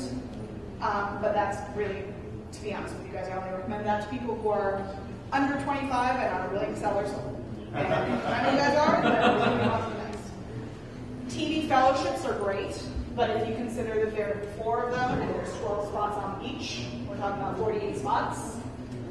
That's a pretty tough shot. And lastly, self-financing. If you can self-finance your way to your own project coming to life, go for it. If you can do it really cheap, if you have a bunch of friends who are on film crew, if you know somebody who works at NIFA and will give you equipment for free, go for it. It takes some resourcefulness and ingenuity. So let's look at the body of work that you should have ready when you start approaching the entertainment industry. Current screenplays. By current screenplays, I mean stuff that you wrote in the last 2 to 3 years. Stuff that isn't from 2008. And I say this because I recently started working with a writer who showed up and said, oh yeah, I'm so ready, and I've been writing all the time. What's the last script you wrote? Oh, I finished it in 2008. You're not writing all the time, you're not ready to be a writer.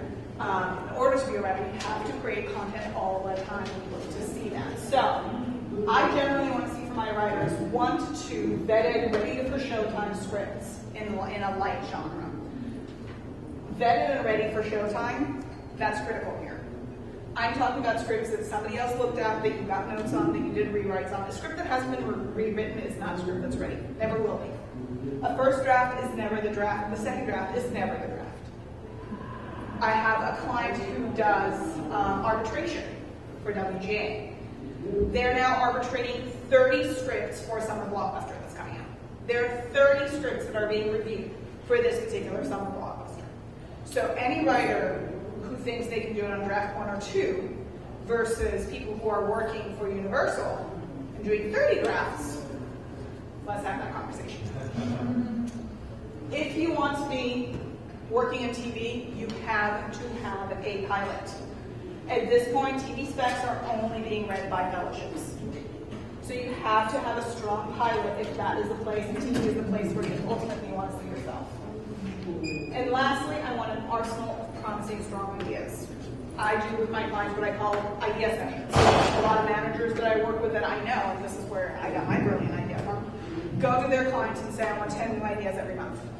We're going to have a phone conversation, we're going to go over them, we're going to have face-to-face, we're going to go over these ideas, and we're going to find the good ones, separate them from the bad ones. When you start thinking as a storyteller, and when you start looking for ideas, they're going to start coming to you. But you have to engage in them. It doesn't just show up. One of the big mistakes that I see is a lot of writers, just an idea shows up, okay, that's what I'm going to write, because that's the idea that showed up. Is that the best idea? Is that where your voice is best suited? Is that going to help your brand? No, but it showed up. It's all about finding those great ideas and knowing which ones to discard. Every writer needs a trash can. Really important.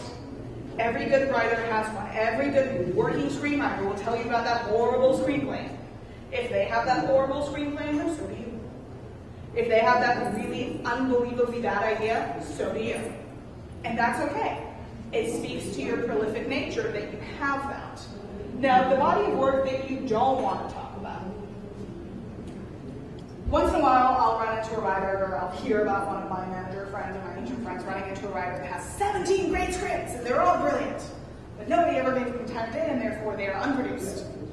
If you come to me and you tell me, I've been working to break in as a writer, and I've been at it for the last 10, 15 years, and I have 17 brilliant scripts. They're all brilliant. They're all Jeff Gold, and nobody bid on them. I will assume one of two things. One, you don't know where your strength from your weakness, so you don't know where you're strong, you don't know where you're weak, you don't know where you're good, you don't know where you're bad. You think all your stuff is great.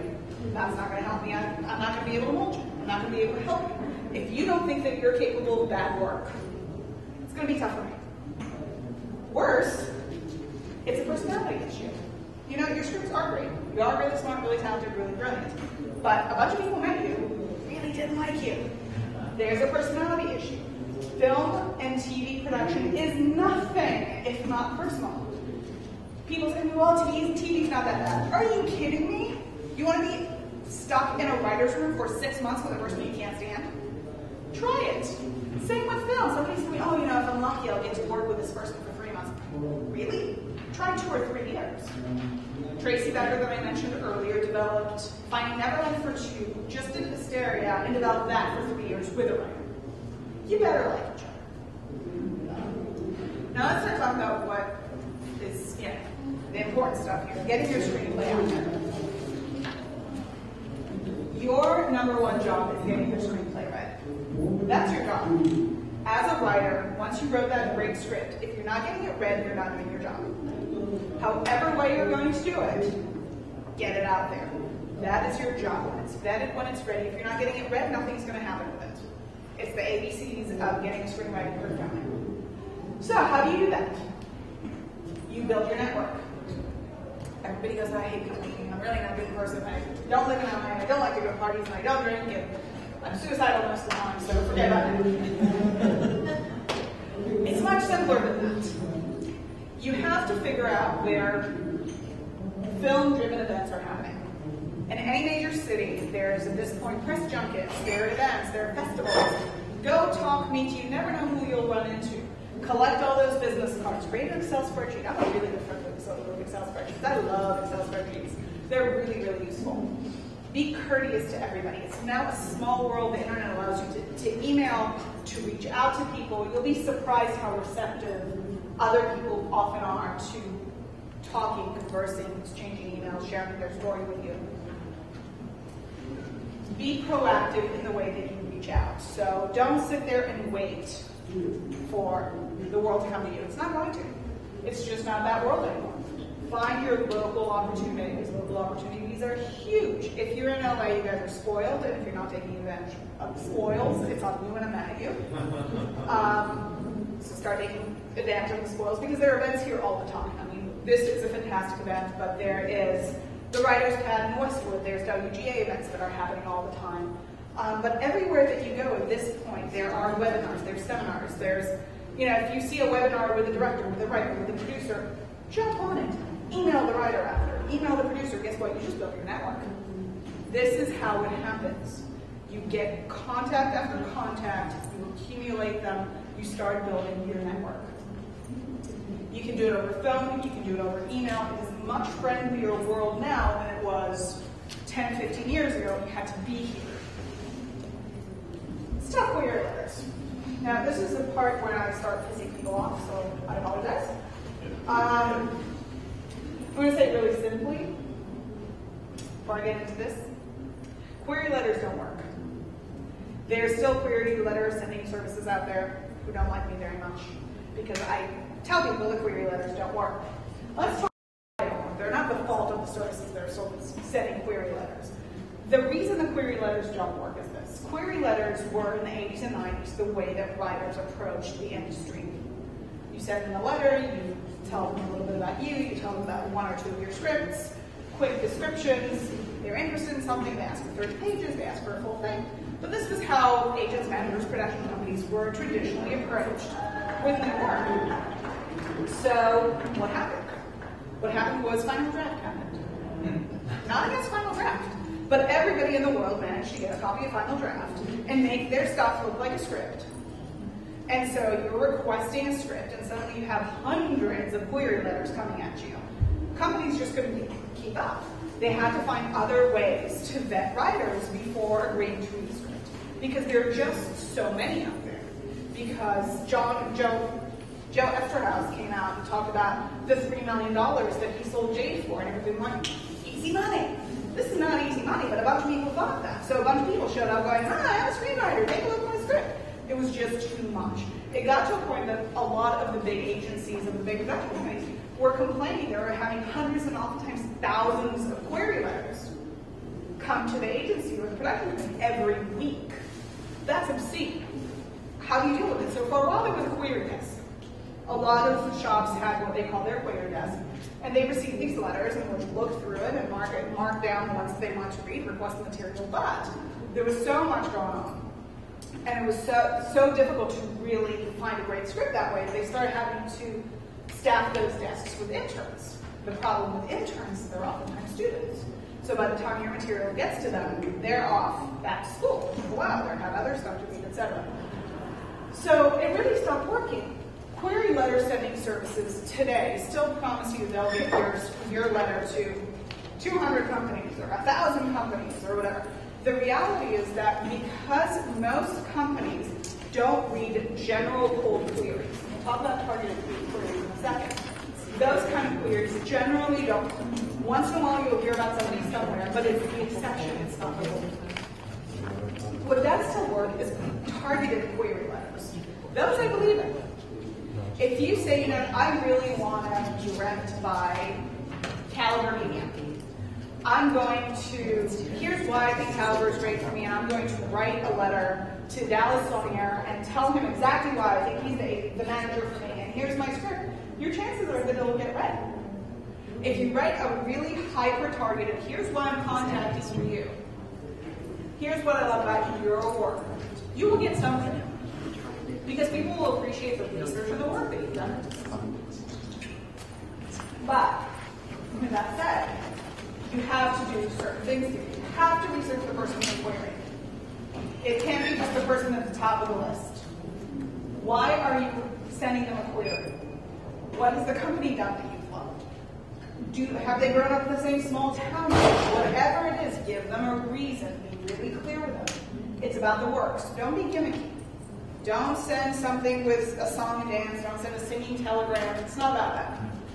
Make sure that it stays about the work, it stays professional. And lastly, don't hide your successes.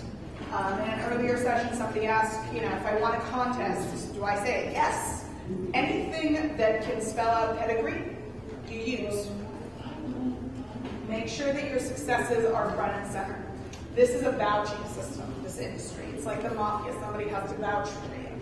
So the moment that you have a contest win, a contest placement, you went to the pitch event and 20 people asked for the script, anything like that, utilize that.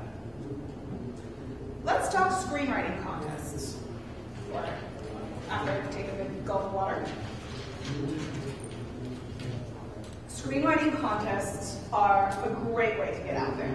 Somebody asked me earlier about the contest that I used to run for Screenplay, and I'll dive into that in just a moment. Screenwriting contest really started in 1985, which is when the Nickel Fellowship was established. That was when they became a real avenue to discover writers. As you guys probably know, Nickel is still very highly regarded. Part of the problem that happened in screenwriting contests happened in the last 10 to 15 years. There are just so many of them. It's near impossible to really break out of the pack.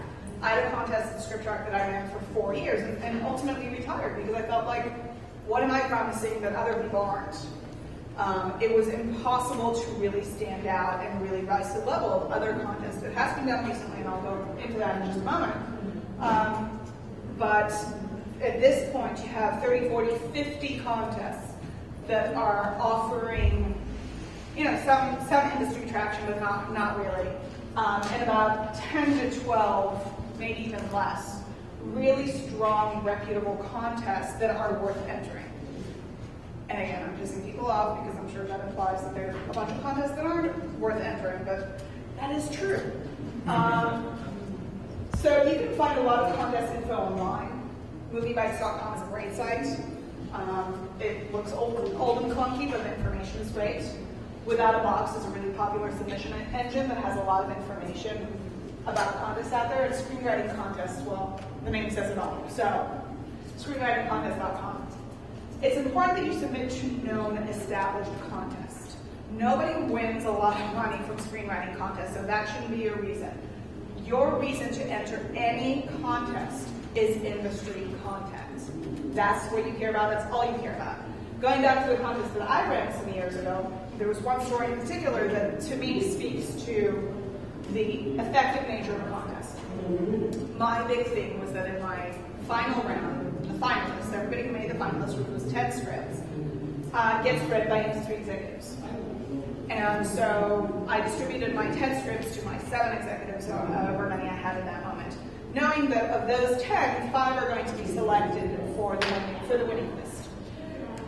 Before we announced the winning list, one writer got interest from a producer that started developing, Academy Award-winning producer that started developing his script with that particular producer. Another writer got picked up for management by one of the judges. So these are 2 judges that responded to 2 writers who incidentally didn't make the winner's circle. But who cares, because they already got the traction that they needed. So that is the reason to enter screenwriting contests. It's not about where you get flown to. It's not about getting your 17th copy of Final Draft. It's not about getting another subscription for another magazine that doesn't exist anymore. It is really about industry contests. That's what you care about. So when you're thinking about industry contests, what do you look for? Reputation.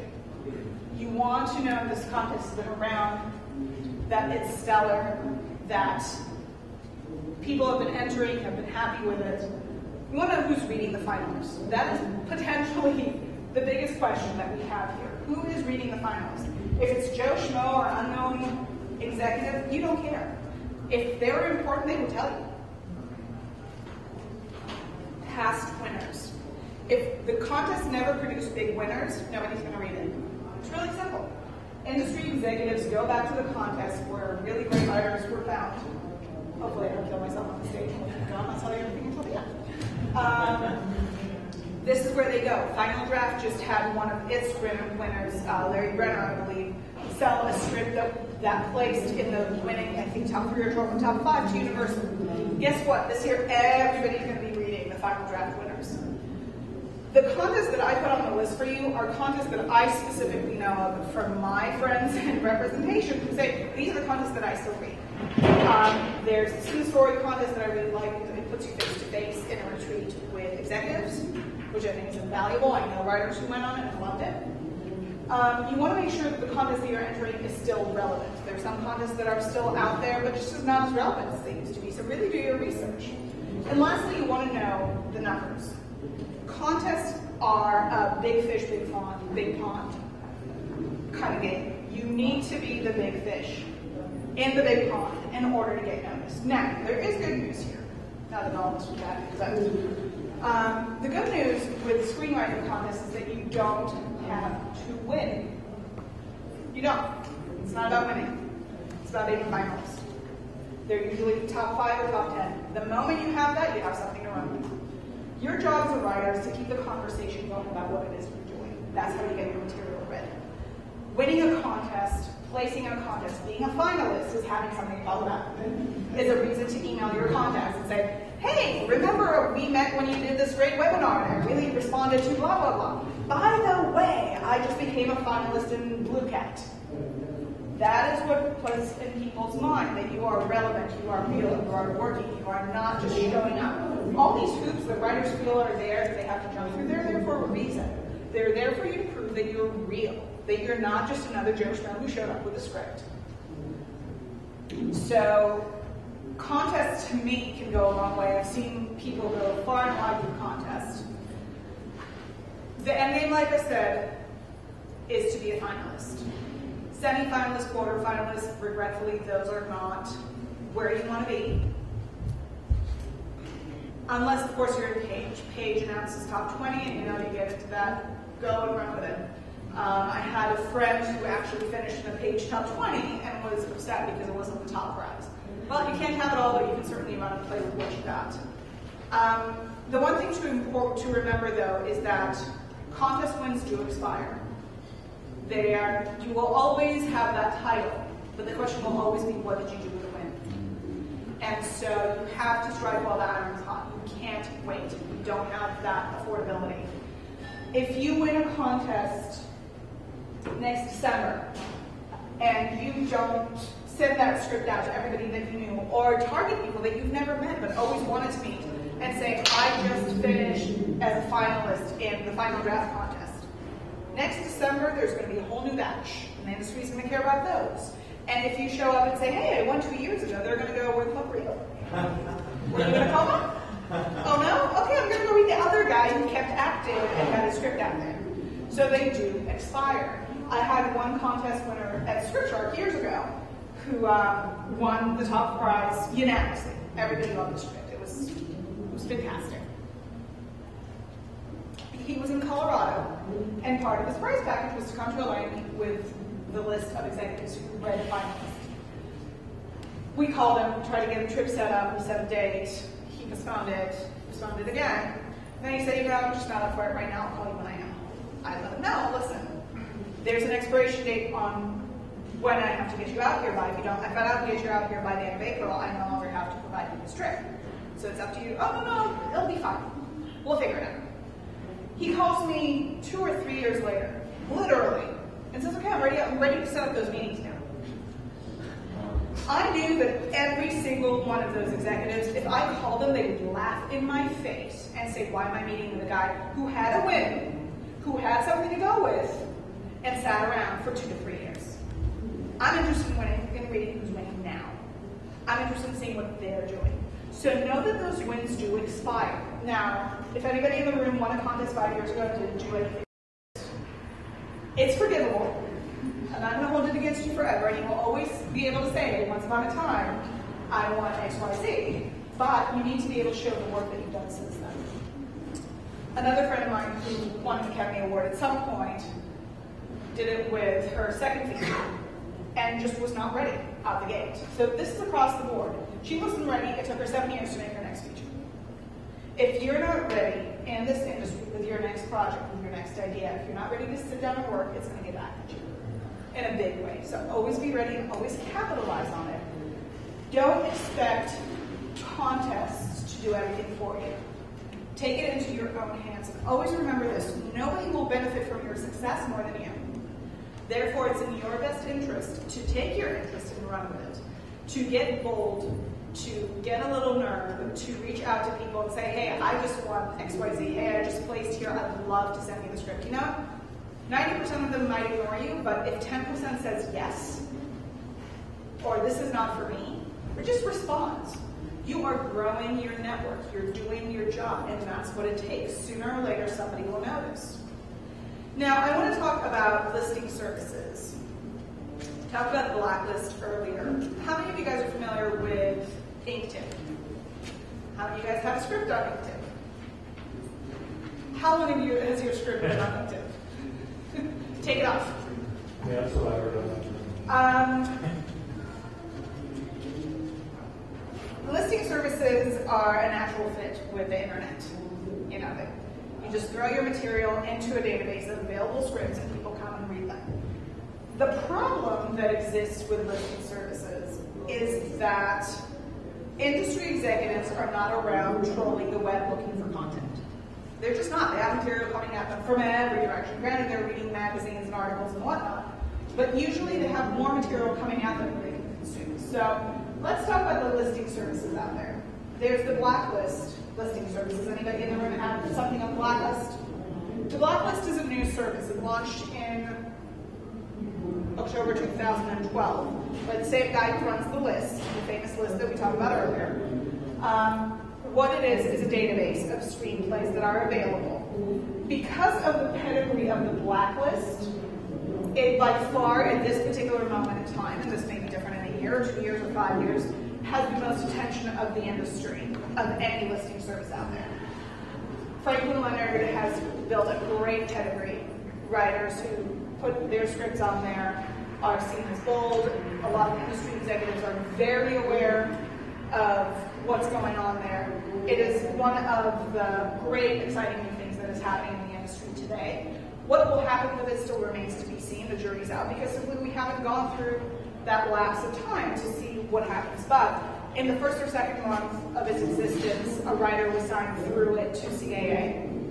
I know that managers and agents are still looking on it, as are producers. A writer of mine, whom I just hooked up with a producer, the producer called the writer to say, hey, I just talked to somebody who signed a script on Blacklist, take it down.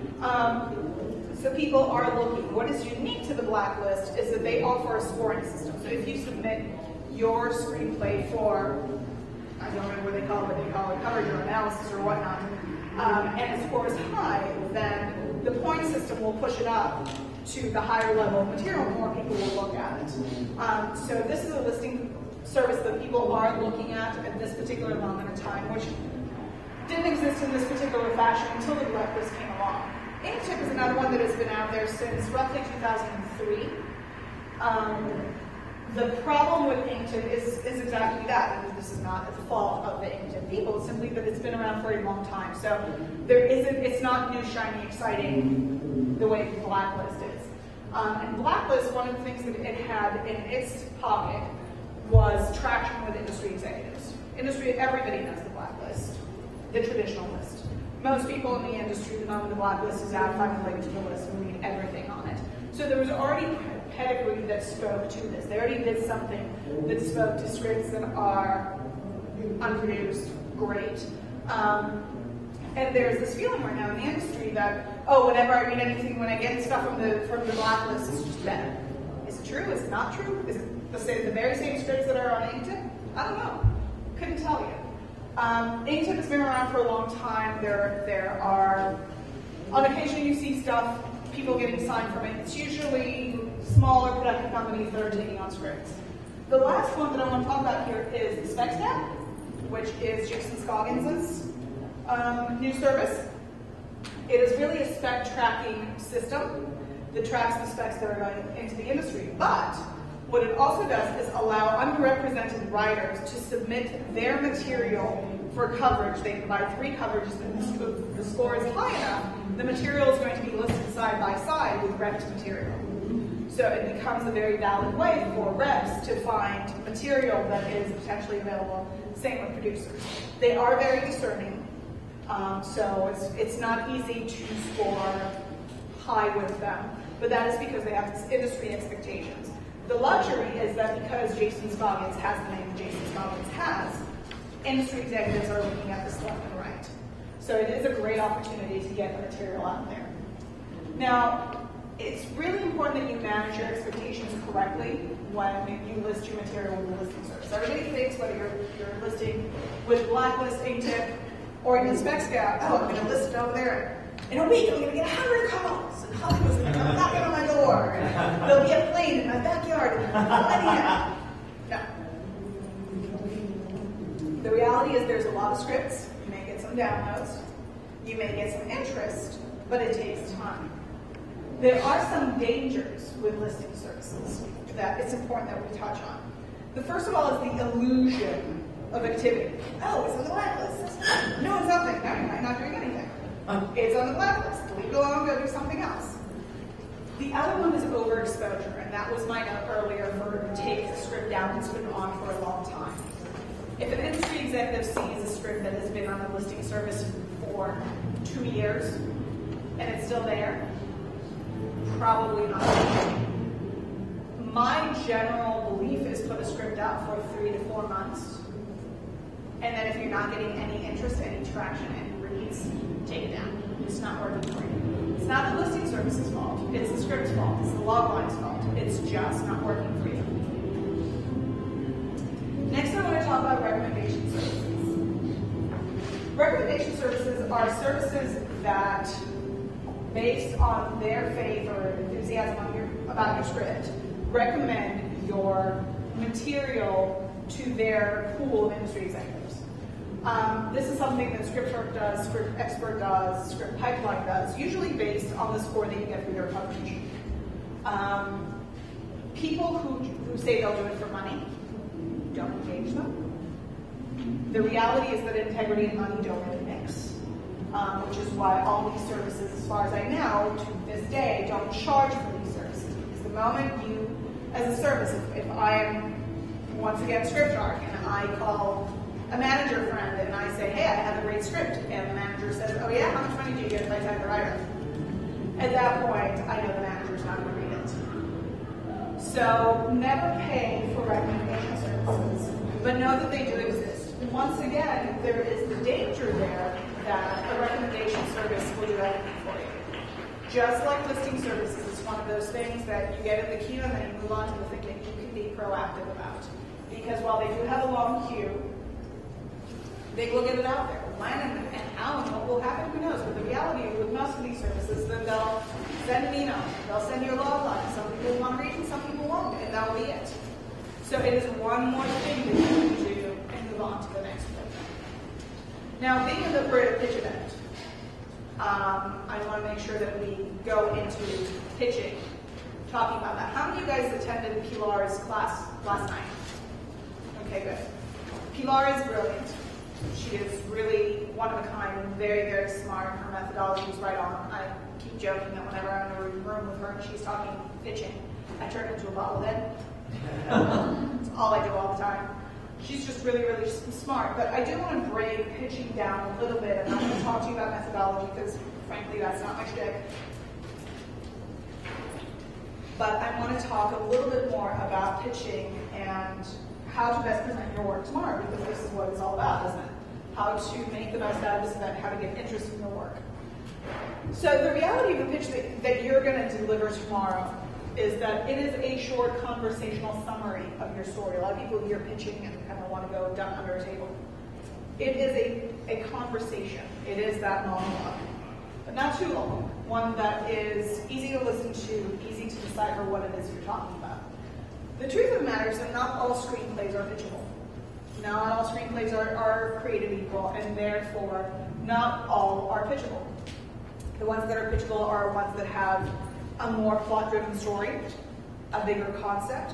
The ones that are harder to pitch are ones that deal more heavily in theme. And I will talk a little bit more about how to differentiate between the two and how to make the most of each script.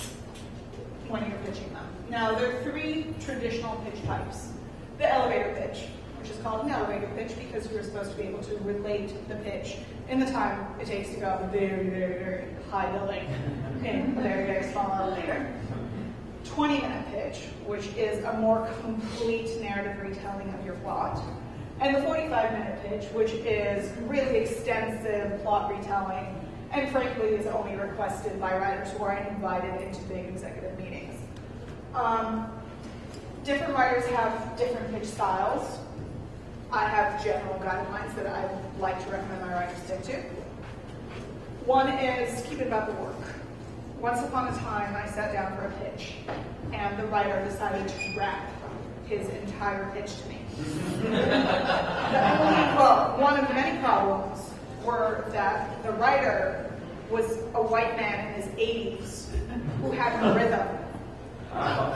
And so it was quite a painful process. At the end, he asked me what I thought about his pitch, and I told him I couldn't tell for the life of me what it was about, because I was still busy questioning why this 80-year-old white man with no rhythm was pitching to me in a rant. I still wonder about that. So keep it about the work.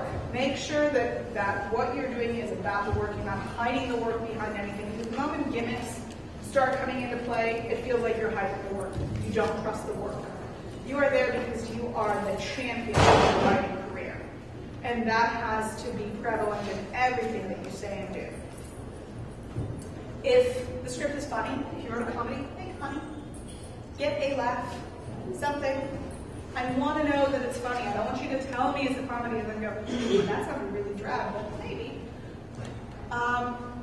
There's always the question of, do you give away the ending? Always. Do I have to tell the ending? That's your decision, ultimately, and how you position it. Never say to an executive, do you want to hear the end? It's really good. I can tell you the end. You're the chef here. So you decide how that dish is going to be presented. Granted, if they say, I really would like for you to tell me the end, never ever, you're going to have to read the script. So make sure that you're making deliberate choice with your pitching. I promised you I'll go more into it. And so here we go. When you're crafting your 2-minute pitch, keep it simple. There's a saying that executives spend the first 30 seconds listening to hear if they're interested in the material, and then the second 30 seconds listening to hear why they shouldn't be interested in the material, why it's not worth it. So I'm a big believer in less is more here. Remember that when you go into a pitch meeting, it is first of all about you. Somebody said to me, so 5 minutes, right? So I have the whole 5 minutes to pitch. No. Your pitch should be 1.5 minutes to 2 minutes at the most. And I mean that's on the clock, not in your mind, not in a perfect world where time is elastic. You want to come to a table like a professional. You want to say hello. You want to introduce yourself. You want to get their name. You want to ask them how their day is going. This is about you, the writer. There is something that happens in pitch events that is actually the most important thing that happens here that most writers miss, which is a great disservice to themselves and their career. Pitch events are fantastic opportunities to network. Where else do you get 100+ industry executives ready and willing to meet you, to say hello, to start conversing with you? This is what it's all about. This is how careers are built. Building a network, getting fans, getting people to say, hey, send me the next thing you got. Sure, I'll take a look. They won't do it because your pitch was killer or awful. They will do it because you, the writer, makes them think, there's something there. I want to work with this particular person. So when you're crafting your pitch, your 1.5 minutes, which means 90 seconds on the clock, pitch, here are the things that you want to make sure that are clear in the material. What and who is your screenplay about? I want to know real fast. Stick with your main plot, your main characters. I don't care about secondary characters. I don't care about B-plots. This is what this movie is really about. Answer the important questions. Who's your protagonist?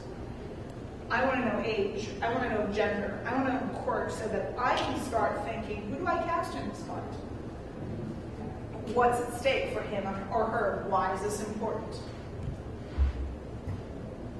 Who and what is standing in their way? Again, why is this difficult? What about this journey is compelling? What is the core conflict?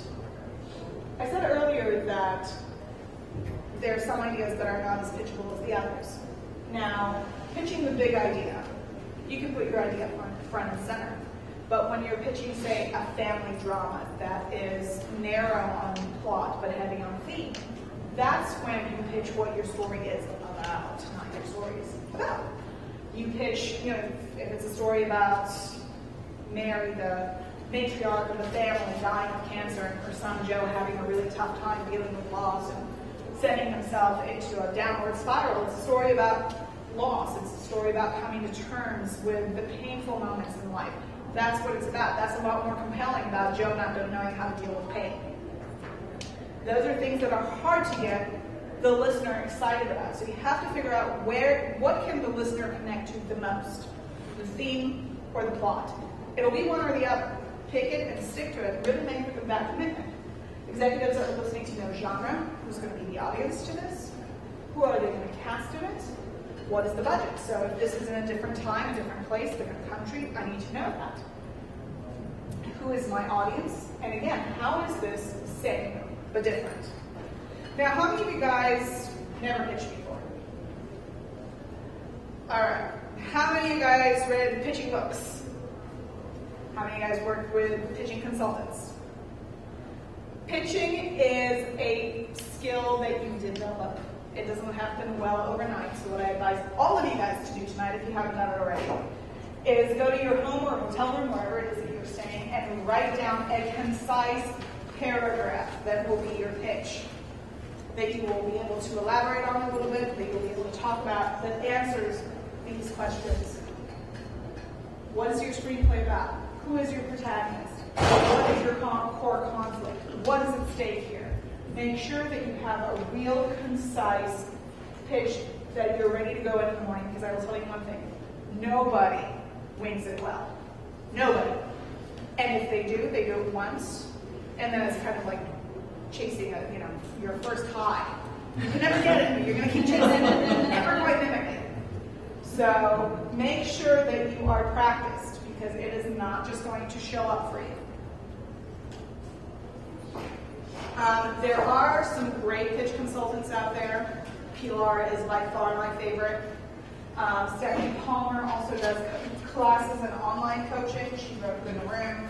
Michael Haig does great pitch coaching. I'm a big fan. There are ways to work your pitch to get yourself to a place where you feel really confident in it. The reality is that most people walking into that pitch room tomorrow are not going to feel confident. Most people walking in are not going to be professional in their approach, and most people walking into the room will likely not get requested an interview. Therefore, you set yourself apart by approaching it with professionalism and with confidence that will help set you apart from the rest and really deliver a killer pitch that people will actually want to hear. Now, there are online pitching services that I have to talk about, but I do want to note that they are entirely different from a pitch event. The great opportunity that you have here is to sit face-to-face with an executive. Not on video, not on Skype call, not on anything. Face-to-face. That in-person chemistry, nothing can compete with it. So I actually am not a fan of the term pitch services because I don't think it's completely accurate. And I think it takes away from the personal dynamic that really informs the listener and the executive of whether or not you're somebody that they might have chemistry with and they might want to work with in the long term, because that's what it's really about. So we have a service called Virtual Pitchfest, which is a very nice service, but in truth it is a targeted query sending service. That's what it is. While it is called a pitch service, it is not. What you write is a pitch query, a pitch letter, a query letter, and you send it to their list of executives. It's been around for a long time. It has a sensible business model that I think makes a lot of sense, which is their executives are paid to respond to your query letter as opposed to open it. So I think it makes sense. And they have had a bunch of success stories. So I first learned about the service from writers that I was working with that found some success there. Greenlight My Movie was actually inspired by, I believe, Faden. I'm not sure if it was Faden or Great American Pitchfest. This allows you to put pitches on camera. Great if you can't be at a pitch event, but again, I think it takes away from your ability to sit in a room with an executive and really converse. This is a fairly new service, so I'm doing my diligence here, giving you guys as much information as I can. I know that they have some success stories on their site. I don't know how they're performing in reality. I'm sure they're doing fine. But again, this is a service that was launched last year. So I hear good things, but I haven't had any clients personally use that one.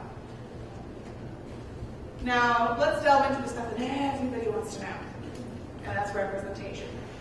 Just to ask you guys for a moment, is everybody okay to keep going? Do we need a 5-minute break? How are we doing?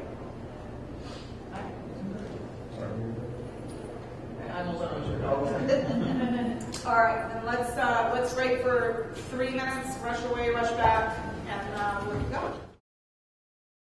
How many people here feel that it's, if only I had an agent or a manager? Okay. Years ago, I was in a panel with a very spirited manager who's a good friend of mine, so I mean spirited is the best way. This guy by the name of Joel Ross. And it was a big room. We're just booked wall to wall. And the question that kept repeating was, how do I get managers? How do I get agents? How do I get managers? How do I get agents?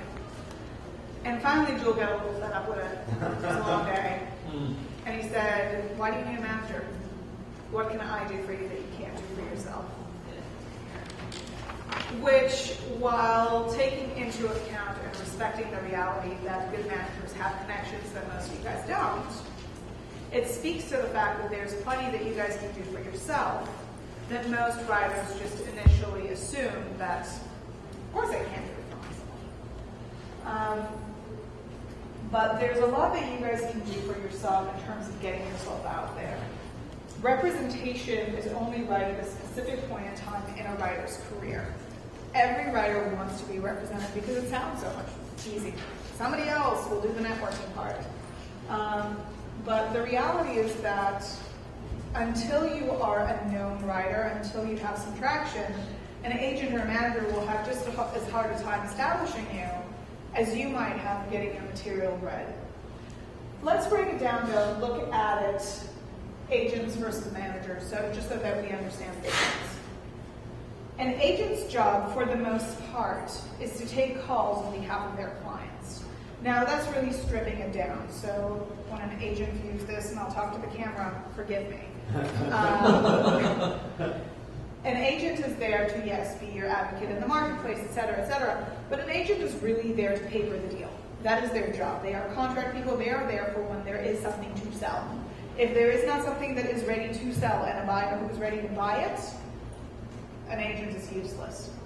They are there to procure the work. They are there to close the deal. They are there to paper it. They are there to make sure that you get paid in the increments that you need to get paid in, that amounts of money are collected, that you are looked out for in any way, shape, or fashion that is possible.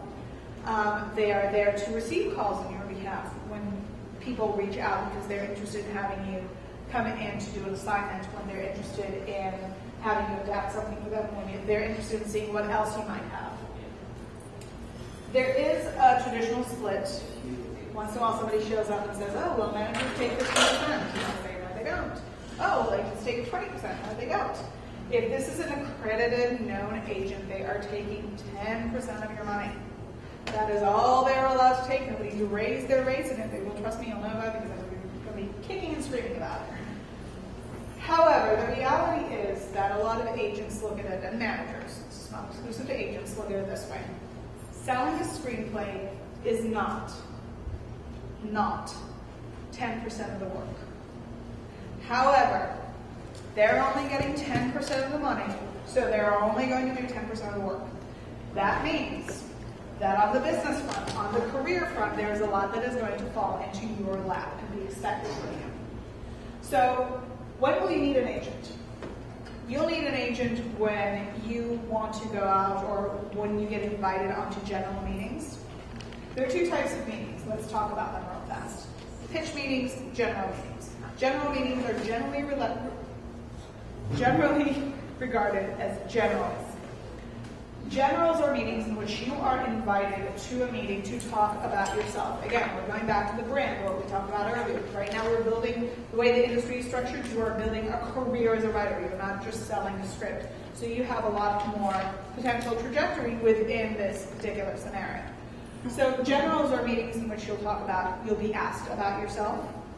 You'll talk about your backstory. You'll talk about what makes you the writer that you are, what inspires you, what you're passionate about, where you see yourself going, the ideas that you're developing, and you may be asked, so your current script, what is that about? That is an invitation for an elevator pitch. Short, conversational, but still a pitch. It is completely unofficial. It is completely off the record, but it's still a pitch.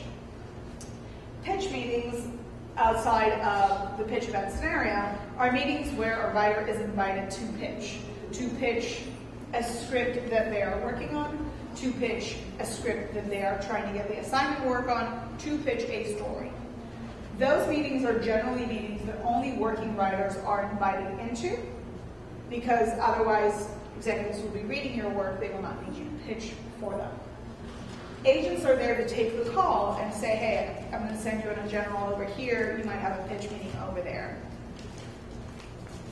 The reality of agencies, and it is important to talk about that, because a lot of people show up and think that agents are exactly like managers, and they have their role, they're very, very important, but for baby writers, which all of you guys are, and this is not a derogatory term, this is a term that refers to you taking your first steps in the industry as working professionals. I know that writers get offended because they told me they got offended by terms like baby writers, aspiring writers. Aspiring writer is not somebody who aspires to write. An aspiring writer, from our perspective, is a writer who's aspiring to become a professional writer. That is why we call you aspiring writers. A baby writer is, like I said, a writer who's taking their first steps into the industry. There are only so many baby writers that an agent or a manager is going to be able to have on their roster, because there is a specific time and attention factor that is required for that. You have to build that writer. If you don't spend time and attention building up a baby writer, you're not going to get those incoming calls. That's just what it takes. That you have to build that name. So with agents, their focus is really contract driven. It really is sales and deal driven. Agents are customarily receiving a lot of calls every day for their talent. It is their job to answer those calls, and through those calls, procure jobs for their talent. Agents traditionally have a much bigger roster than managers. They will have 40, 50, 60, 70 clients that they are managing and servicing at any one time, because they have to adhere to the business model of an agency. And that is not about talent development. Very few agents, specifically agents in larger agencies, do notes, provide a lot of feedback, a lot of hand-holding. They are there for the deal. Now, making the most of the agent-writer relationship is an important thing to look at, because a lot of people feel that, well, my agent should take my call every time I call.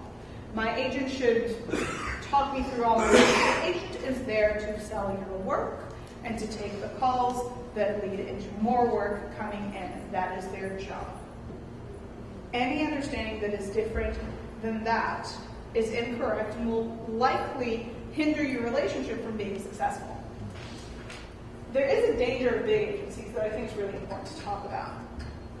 I had a client years ago who was picked up by CAA, and CAA took the material out, sent the script out to 10 actresses. So every week we were talking, oh, Julia has this now. Oh, no, now it's Reese. It's kind of a funny ongoing dialogue that was happening there. But within 10 weeks, nobody bit. No production company picked it up, and that was it. Now, the writer saw it as a personal insult that the agency wasn't doing more than this. The reality is, when his agent got calls during the day, got 100 calls, 200 calls that he had to return, each one of those calls meant money in the bank for the company. He was still an unknown entity. So any amount of time that this agent could invest in the writer was on spec. Right? Both agents and managers work on spec. That means they work speculatively. They work with the belief that your talent and your work will generate revenue. They don't have proof of that. Agents only have so much bandwidth to work on spec because of the dangers of agencies.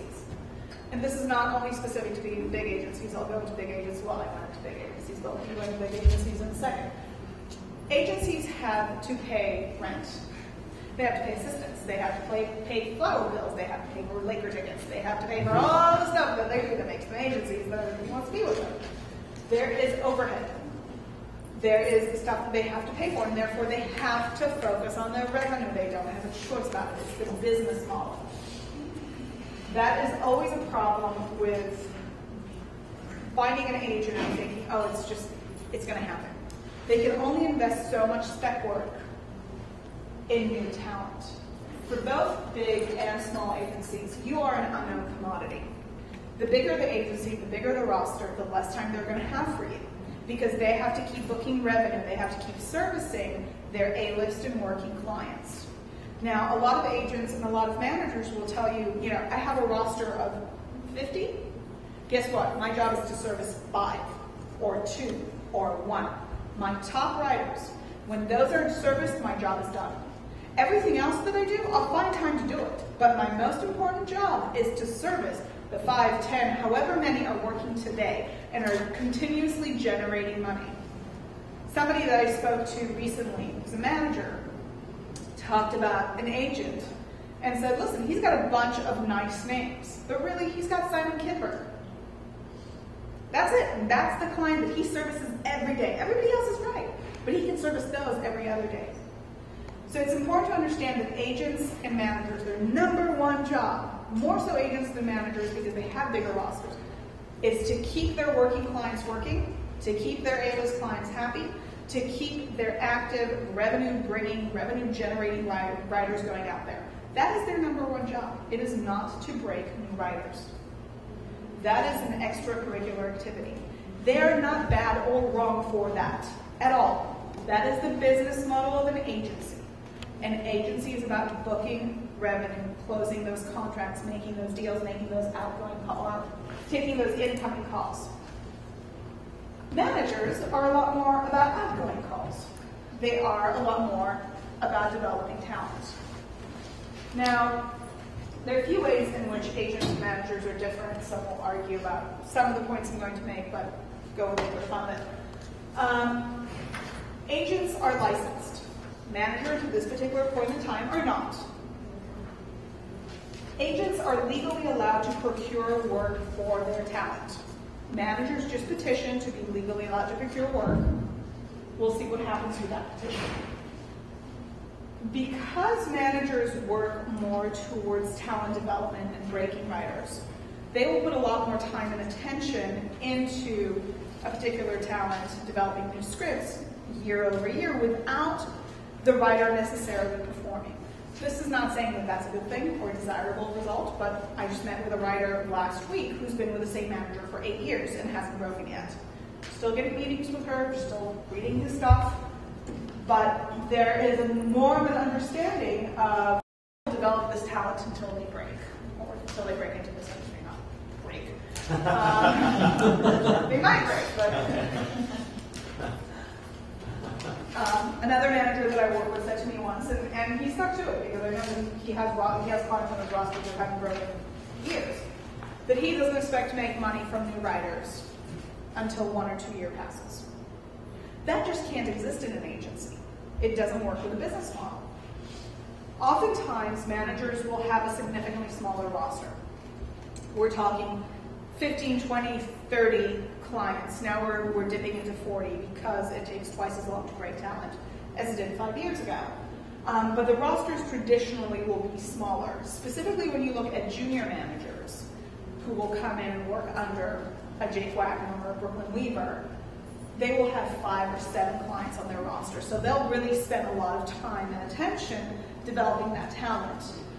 Somebody that I spoke with recently, Daniel Bank, over at Bender's Bank, is a junior manager and worked with a writer, had to write 3 different scripts before he felt that they had the one that was ready for market. took it out to market, then she got an assignment, and things developed from there. But juniors generally have more time to really develop the new talent. You'll see a lot of managers working from home, working from a very, very small office. This is not a bad thing. Actually, if they're connected, it's good for you because that means they don't have overhead. They're not going to call you and say that they're getting kicked out of their office or they can't be with you or they can't have you with them anymore. A good manager will really put time and attention on developing you. At this point in time, some management companies are working closer to the business model of agencies, simply because it's taking time to develop talent, so you have to have volume. But good managers will really figure out how to develop their talent. You as a writer are expected to be with a manager for a long time, with a good manager, when there's a good manager there. Managers, as a rule, don't poach. They do not poach each other's clients. Agents, it's a free-for-all. They will come after anybody who's making money on any given day. Managers do not poach. It is seen as a marriage. It is seen as a long relationship that a manager invests a lot of time and energy in. Now, there's the reality of people I just want to be managed. I just need somebody. I can't tell you how many writers have had to pull back from bad managers. Now, what makes a bad manager? It's not bad people. It's not bad practices. I hope they don't have bad teeth. But there are managers who are just not doing their job. Now, what spells a bad manager? Somebody who's not connected. If you have a manager that doesn't have any industry connections, you don't need them. You can do as much for yourself as they can do for you, if not more. Probably more because you are the biggest advocate for your own material. Nobody will love your script more. Nobody will believe in your talent more than you believe in yourself, I hope. If not, then we have other issues we need to talk about. So if they're not connected, they can't do anything for you. Unless they are highly enthusiastic and they're just ready to hustle, and in which case they're already a little bit more connected than you are. A bad manager is a manager who hasn't figured out if management is really going to be their thing. It's one of the 7 things they're doing. They're trying to produce, and they're trying to direct, and they're doing some publishing, and they're also doing some business development for some people. They're still figuring out their business model. If they don't know their business model, if they don't understand talent development and have the ability to focus on that and that alone, probably not the right manager for you. A good manager is one who is ready to hustle, preferably one that is connected. Now, by connected, I don't mean has a direct line to Scott Rudin. Very few people have a direct line to Scott Rudin. That's not what I'm talking about. I'm talking about somebody who is out there grabbing drinks twice a week. And it can be with assistants. It doesn't have to be with the top dogs anywhere, but somebody who is constantly building those connections and working to be a manager. Somebody emailed me once from Nevada and said, I'm a soldier, I'm leaving the Army, I think I want to be a manager. What do I need to do? But I think I want to do it from Nevada. So, well, you need to build those relationships. That's what it's about. If you don't have those relationships, I can't do anything for you. So having those relationships allows them to be your advocate in the marketplace. If they're not in the marketplace, they have no place to advocate for you. So a good manager has enthusiasm, understands who you are as a writer. You know, it is like a marriage in that they have to understand who you are and what you're about. Remember that it is a relationship that you're going to be paying for. So when you talk to a manager who might be interested, don't get all scaredy cat on me. You gotta ask tough questions. How do you see my career evolving? What should I be writing? It is the most important question you can ask of your manager because it is your manager's job to get out there and then sell you. If you're not delivering what they can sell, you need to know that. You need to allow them to work with you to develop the right material. You can come to the conclusion this is not what you want to write, and then maybe it's not the right manager for you. But you need to ask those questions. Now, there's the danger of the off-the-radar management companies that is really important to talk about, which is what I just touched on. You know, if you look at the Scoggins report for the past 3 years of spec sales, and you don't see the manager that you're talking to having gone out with one spec, forget sold or not sold, gone out. One. That's all I freaking ask for. One spec recognized in the industry. If that doesn't exist, they're off the radar. People are not reading from them because they're not expecting to get something that is of value from them. They're still establishing their own value. Therefore, their value to you is going to be solely dependent on their enthusiasm. Connection is not going to do it. An off-the-radar manager can make you feel really good because they want to rep you. But if they don't have those connections, it's not going to do anything to you. The reality is that there are a lot of managers out there who are still trying to establish their connections. Like I said, Scott Brunin is not the end-all. Not everybody has to be that. But you can be the guinea pig for whether or not they are going to cut it as a manager, unless you believe in their enthusiasm. Unless you believe that they get something, they're going to hustle for you, in which case it's going to be up to you whether or not to suspend disbelief. But do your research. There is information. Email me, for crying out loud. I'll do the research. Do the research. You're catching me in a week that I'm a little bit fed up of sitting and talking to writers who just signed with somebody who's a complete unknown, and you're going, and you're surprised your career didn't take off. Why? It happens, and it happens a lot. The reality is that everybody that you're meeting at the pitch event, for example, they've been vetted by the pitch event. You want to talk to companies, to people who have shown up, who have been vetted. That is what's of interest to you. So keep your eye on that, because again, you can have this illusion of activity when you're signing with the wrong management. Oh, they're doing something for me, they're getting me out there, et cetera, et cetera. If they're not effective management, it's not going to matter. Again, going to the 90-10 split, that I do think it's important to revisit.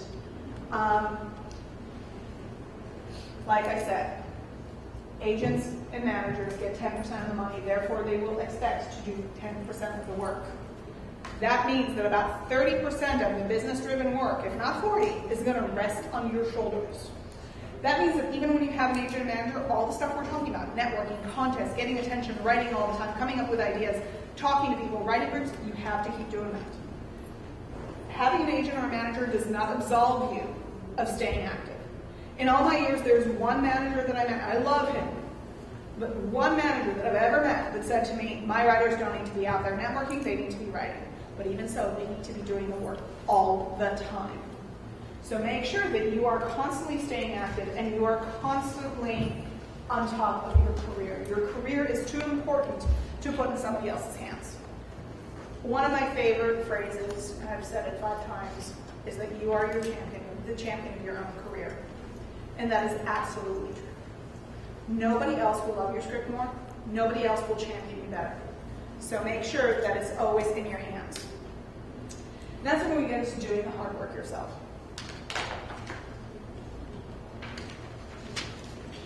Yeah, you have to have some guts, but everybody can fake it. So this is where it starts. If chutzpah is your thing, get out there, talk to people, find a way to network, to write emails, to everybody that you meet at Pitchfest, everybody that gives you any inkling of, I like you, that says you can contact me with emails next week, thank you for meeting me, thank you for taking the time. I want them all to go in a database. I want you to contact all of them after. I want you to keep doing the work and keep getting yourself out there. There's the possibility of approaching development production executives on your own.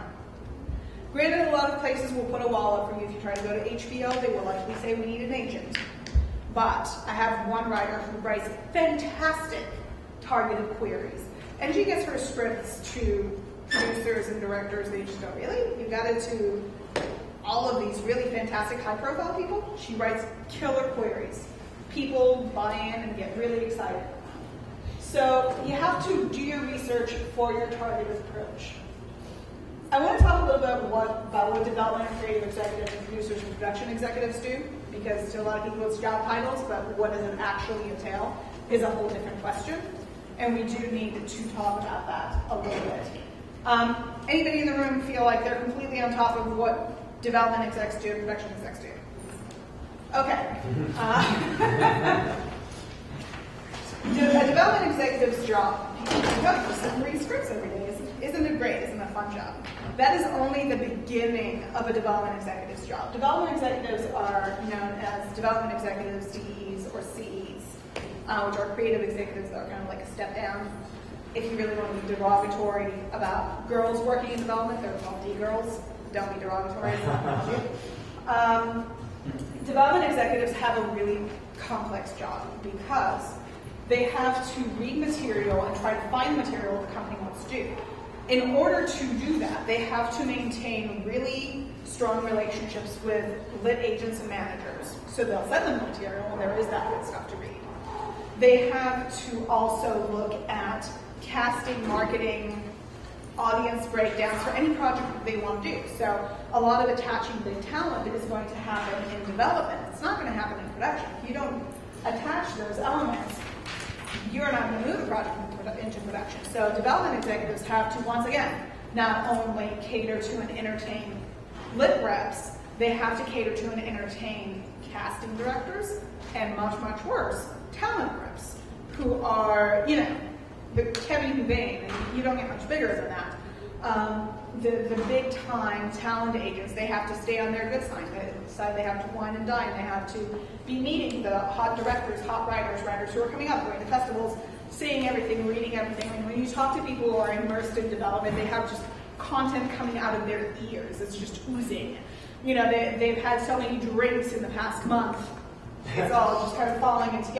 But it's all in the name of work and in the name of staying on the forefront of who's directing, who's writing, who's interesting, who do I want to read, who do we want to work with.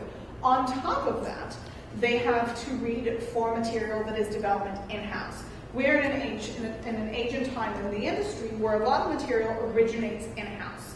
An idea comes up in-house, it is then staffed with a writer, and you develop a project. Something like Wedding Crashers, for example, was an original idea by the development executive. Was he development at the time? I think it was development at the time. Andrew Dumais, who's now over at Disney, at Tapestry Films. He had the idea, he brought on the writers, the project was developed. So you have to keep coming up with ideas, because in many ways it's cheaper and you don't have to fight with the other big dogs for the other big scripts. So you're constantly mining for those ideas that your superiors, your CEO or your production executive or whoever it is going to get excited about. So you're reading everything that you can read from every direction, and you're also developing your scripts and keeping those good relationships going. So it is a big, big juggle. Development executives do not have an easy job. It's very difficult to get work as development execs, but it is a mountain. Now, producers and production executives are the ones that shepherd the material into production itself. Let's talk producers first and then go to production executives. Producers themselves are the people that, if the director is the captain of the ship, the producer builds the ship. The director steers on the ocean. They build the ship, they man the ship, they equip the ship. It is their job to deliver the director that ship. They are accountable for staying on time, staying on budget. They're accountable for what they're shooting and where. They're accountable for any mistakes that happen on set. It is really up to them to make sure that everything comes together in harmony. More often you will see directors getting fired than you will producers, unless we're talking about A-list directors. Now, a production executive will oversee the producer. So if a production goes off the rails, it's a production executive that a producer is going to be talking to. Yes. Sorry, patting myself on a little press already. Producers will often escort a project much longer than the director. Back to my friend Tracy Becker, who did Finding Neverland. She found the play The Man Who Was Peter Pan. She encouraged the writer to develop it to a screenplay. She escorted it through production, saw it through post-production, because the director did not have director's cut, and saw it all the way through post until it's released, and then placed it with distributors on behalf of Weinstein. Those kind of things are not what a director does. A director puts the project on its feet. Once the project provides their vision, puts it on its feet, hopefully attracts some talent, shoots the material, and then puts together their director's cut. Anybody knows what a director's cut is? A director's cut is the initial assembly. It's the director's assembly of the material shot on set. It is 99% of the time not the final cut. Very few directors have final cut. All directors want final cut, but very few actually have them. Most times the final cut is at the end of the producers and production executives. The good news is that these are active, on-the-ground kind of people. Many of them you can approach. Find a producer whose work you love and see if you can send them a script. I'm not talking, again, let's not talk about the obvious, Scott Rudin, Joel Silver, Bruckman. They're not going to meet with you. But talk about people like Ron Bergman that just did Looper and has the Joseph Gordon-Levitt movie coming out. People like that who may just agree to read your script. If you have the guts and you're able to really make a case for your work, there is no saying that you can't approach them. Lucky for you, you're going to be in a room full of them tomorrow. So really make a case for why your movie is the movie and why you're the writer that is going to excite them, that they want to keep working with. Now, I spoke earlier about giving the bananas to the monkey. Every buyer has a buyer. Let's keep talking about that a little bit here. So when you're pitching production companies tomorrow, if you have a comedy script that you're pitching, please don't pitch a horror company. They may like the idea. They're not going to know what to do with it because they have built a community around them that knows how to get the work out that they are doing. You know, oftentimes I hear stories about producers and production executives and development executives saying, hey, I read this really good script. It's not for us, but it's really nice. The most that you will see happen from there, and that's only if they took the time to read the script, which they won't do if it's not in their genre. But let's say somehow through, you know, the cousin of a friend of their dog walker, you got to somebody, and they read your script, and they think it's great. They're going to pass it to 2 people. They're going to pass it to 3 people, but they're not your core audience. So figure out where your core audience is at. Go to the people that know what to do with your work. Tapestry Films is an example that I like to use because A, I know the company well, and B, they did something really interesting, which is they, for years, built their name on, well, they started in straight-to-video. Then they brought on Jennifer Shankman, who is the other Shankman's sister, and then Andrew Kinay, who really had an affluent voice in comedy. And they started doing comedies back to back. They did Wedding Planner, they did Wedding Crashers, they did a bunch of other movies. And at some point, they said, okay, we want to venture out. So they did Pay It Forward, which I don't know if any of you guys remember that disaster. It was, you know, kind of a very obvious play in the Academy Award that just smashed and burned. But, you know, how did they venture out? Mimi Later was a big-time director then. Helen Hunt won the Academy Award. Kevin Spacey won the Academy Award. Haley Joel Osment, everybody's talking about, Pulitzer Prize winning book. They're not going to venture out on your script if it doesn't have the pedigree to make them feel, okay, I can do this and hopefully build some road here. So make sure that you're pitching to producers, production companies, and development executives who are doing the kind of thing that you are doing. You make sense together. Make sure that you don't repeat what they just did, and especially if they just failed at it. So if you're going to whichever company it was, M. Night Shyamalan's company that just did After Earth, don't go in and tell them that you have the next After Earth, because it really tanked this weekend. They don't want to hear it. But make sure that you are doing your research. I encourage all of you guys to sit down tonight with your list of who you are pitching to tomorrow. I'm assuming you guys all know who you're pitching to tomorrow. Please, please, please, rather than going to a big, big party or going to drive around LA, sit in your hotel, do research. Who are you meeting? These meetings are so valuable. I mean, if doing 10 jumping jacks on the stage would iterate that to you while you do it, but I don't think that will do the job. Do your research about what it is, who it is you're meeting, why your material makes sense to them, and speak to them about that. For executives to meet researched writers, and this is all across the board. When managers and agents send their writers to meetings, they say, do your research. If it's a really high-level writer, they're going to send them the research. Do your research. Know who it is you're meeting. Be educated. That is impressive to people because, you know, that's what professionals do. Professionals want to work with other professionals. Now, we're going to talk a little bit about ongoing marketing for yourself and your work. Because as writers, it's your job to get out there, and the way to get out there is by ongoing marketing efforts. People freak out by words like marketing and strategy and whatnot, but humor me, because marketing speaks to the action or business of promoting and selling products and services. It's pretty simple. Your products are your spec scripts. Those are your products. This doesn't take too much of a stretch of imagination. It's fairly simple and straightforward. And your services are your screenwriting services. This is what you are promoting every day. This is what you're talking about when you talk about yourself as a writer. Now, if you don't promote yourself, put any word on it that you want to. Marketing, promoting, selling. Keep going with it. Whatever word works for you, use it. The point is to keep yourself out there. You want to keep the conversation going. I said this earlier, I'll say it again. It is up to you to feed the conversation to keep it going. And there are benefits, specific benefits to ongoing marketing efforts. Ongoing casual marketing communicates consistency and sincerity.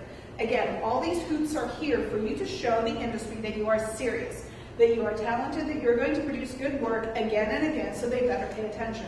If you don't let them know, how are they going to find out? That's where marketing is. It's letting them know.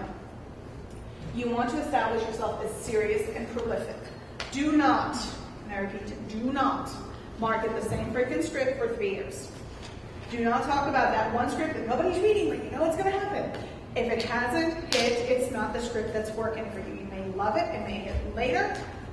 This is not DOA, but it may, just right now, it's not working for you. Professionals want to work with other serious professionals. Communicate that. If you show them that you are treating screenwriting as your hopeful profession, not a hobby, that you're taking on when the kids are away or when you have a couple of weeks off from work and you didn't have the money to go anywhere, so you're sitting home and writing a script, if you treat it like a profession, they will take you seriously. Now, once they start taking you seriously, which may very well happen for some of you tomorrow, in those pitch meetings, the question will come up. What else do you have? This is the industry's most common question.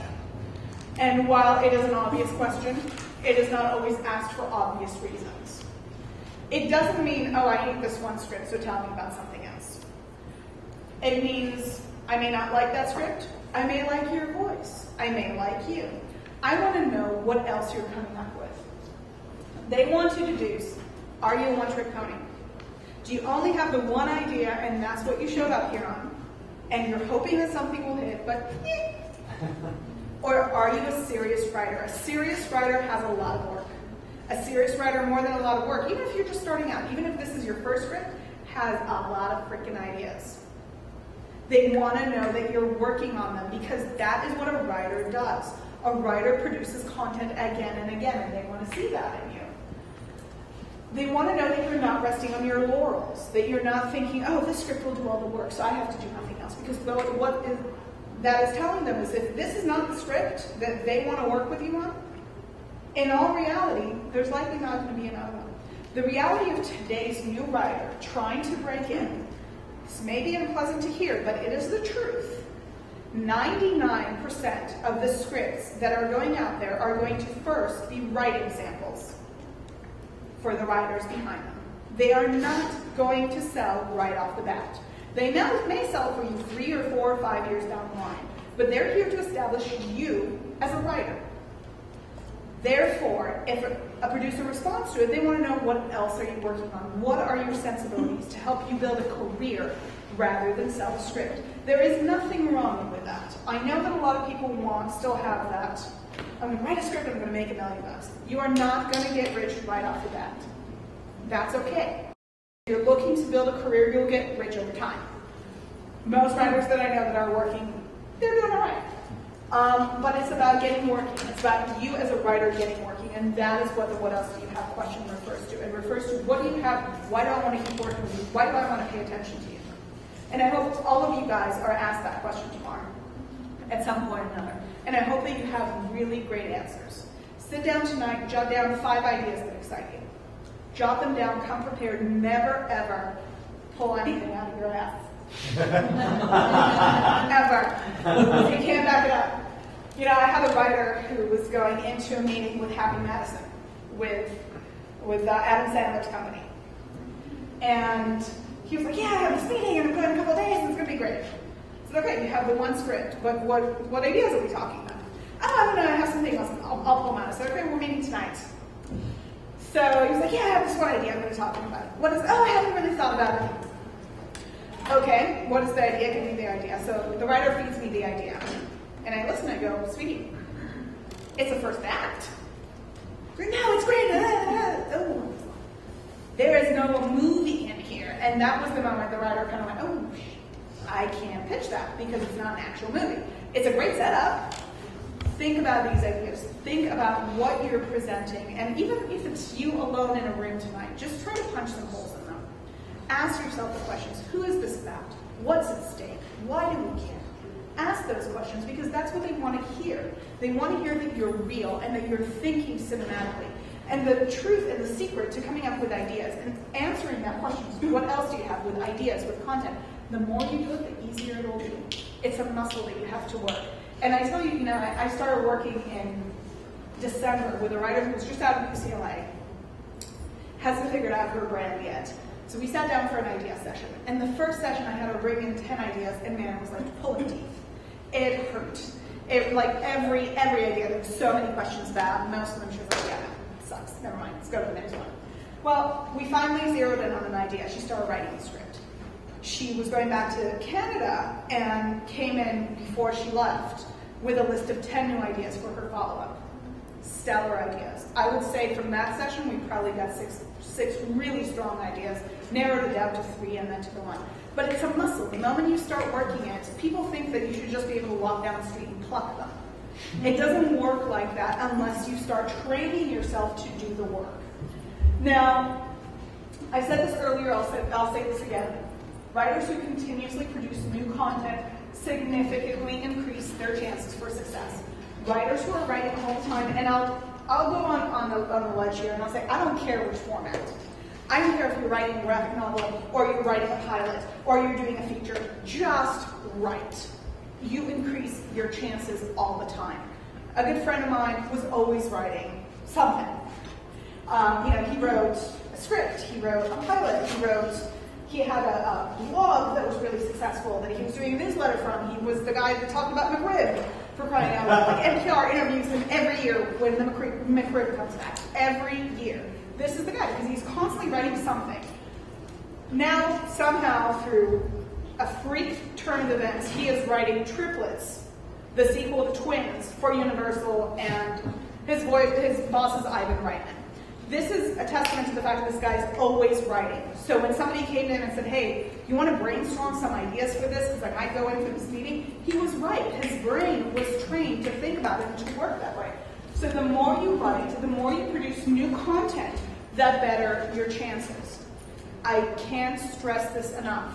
Keep working and keep doing what I call parallel idea development. Develop new ideas. You're finishing one script, you're sending it out to coverage, you're giving it to friends to give you some notes. Start working on your next ideas, because guess what? When you take that script out, and there are some rejections, and I'll tell you there better be some rejections, or else you're not doing the script justice, you're not getting it in enough hands. You better have that next idea that you're really excited about that is keeping you going. It is a juggling act. It is a balancing act. You have to keep the enthusiasm for the work going so you can keep pushing on the business front. If you don't have one, you can't have the other. Always know, as you're finishing your script, what is the next thing you want to dive into. You can't have 6 months between finishing one script and starting the next. Unless you're in the hospital, or getting married, in which case, take your time, do your thing. I hear you.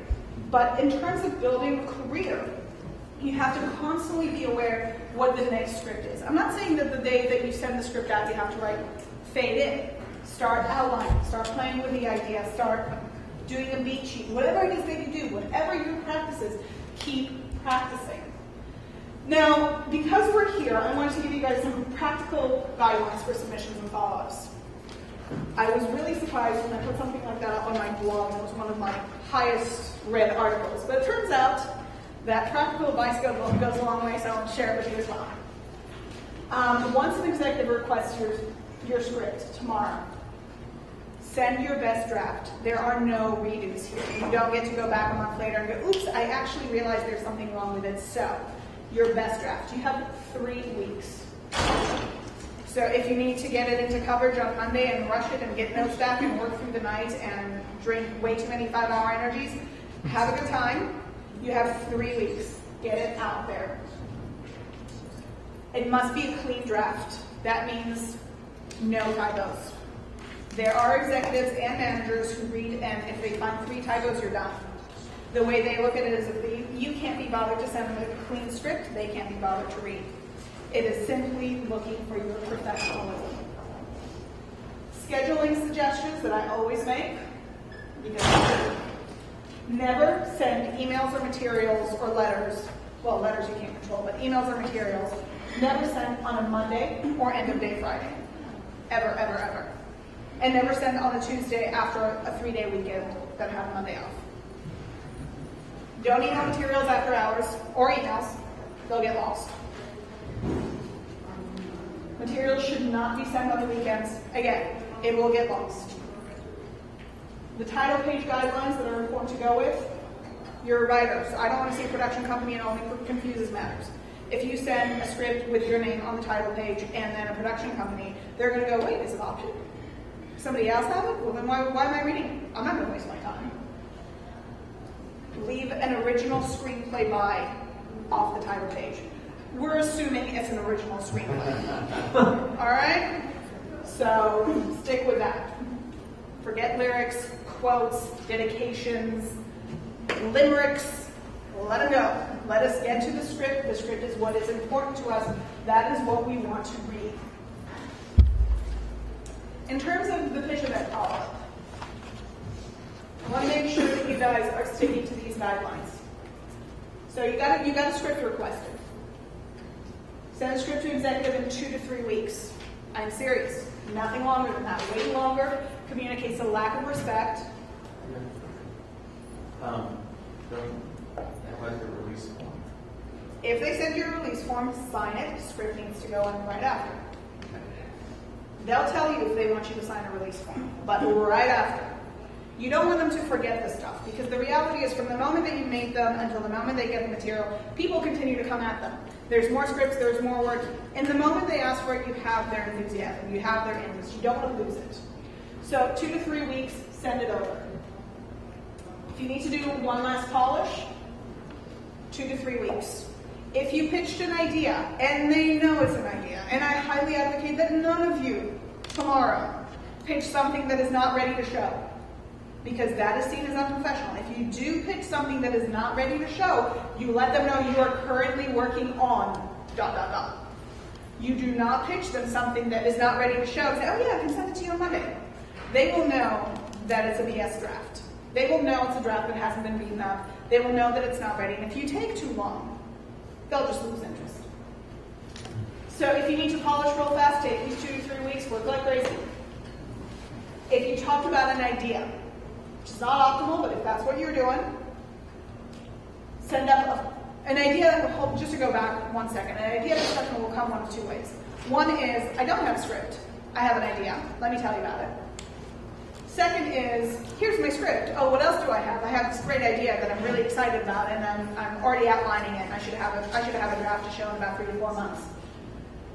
You send a follow-up email to the executive, thanking them for the interest in the idea, letting them know that you'll be sending the screenplay when it's ready. Write the screenplay fast, hard, and really good.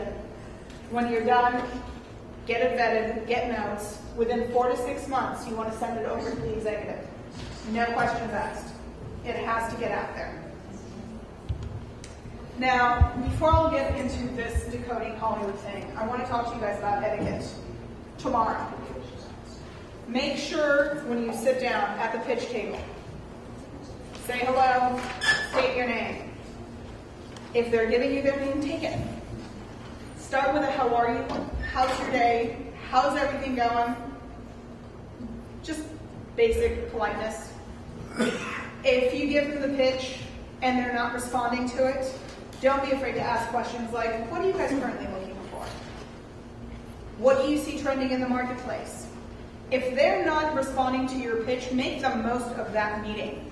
Get information on what is happening in the marketplace from an executive perspective. You already lost them on the pitch. They didn't want the material, okay, that's fine, but what can you learn from them? Sit down in your room tonight, I'm giving you a lot of homework, bear with me. Sit down, come up with 3 questions that you can ask them. If they say, no, not for me, they don't follow it up with anything. They don't say, what else do you have?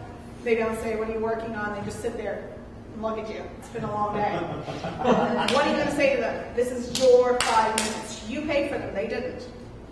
So how are you going to capitalize on that? Ask the questions that will inform you. What are you working on? What are you looking for? What is trending in the industry? What do you think is hot right now? Do you think web is interesting? Do you think a writer should have a pilot and a spec? Whatever it is, ask those questions and get informed, because it's your money, it's your time, and it's your education. Like I said earlier, you are the champion of your screenwriting career. It is up to you to fight for it every moment. Now, we talked about sending material out. Let's talk about decoding the responses. Because I know a lot of people do, but what does it mean? There was a great quote that one of the Bill Maher writers said that rejection in Hollywood is silence over time. I love that quote. I think it's really, really smart. Let's talk about these responses. Oh, drop the bottle of water. What does it mean when you get the silent treatment?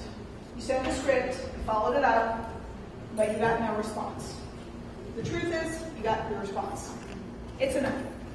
Whether the executive decided the log line didn't interest them that much, if you are following up and following up and following up, and I advocate following up every 2 to 3 weeks to say, hey, just confirming that you got my work. Hey, it's been a little while, just wanted to touch base and see that you had a chance to read it. I'd love to get your feedback. If you're not hearing anything and 10 weeks have passed and you are following up, and do follow up, because that's a professional thing to do, you got your answer. It's not easy, but you got it. The material's not right for us at this time. That means the executive didn't respond to the work. But they don't want to offend you. You may just become somebody someday, and they want to make sure the bridge is not burned, so when they want to go after your big spec after you sold $1 million script, you won't reject them. I really liked your script, but means that there's something about it they responded to, but not enough. Just not enough. And that's okay. On to the next one. Keep us posted. We want to read your next thing. I'd be open to reading your next thing. That means they like your voice. It's an open door. Anytime that anybody responds to you, as far as I'm concerned, it is a contact. You jot down their name. When you have the next script, you email them and you say, hey, we met at Pitchfest, and you read my script, and I have a new piece of work, and it just placed in blah, blah, blah contest, or I just did this and that with it. You send it over. This is your network you build and you cultivate. The important thing to know is that when there's interest and it's real, it happens like that. It is fast. It'll take off. You will know. When it's real, you'll know. When you question whether or not there's interest or not, there isn't. That's okay. You keep going, you keep doing it, it will show up. It is only up to you how hard and how long you're going to keep at it. Now, the important thing that you need to learn is to recognize when your script is not working for you.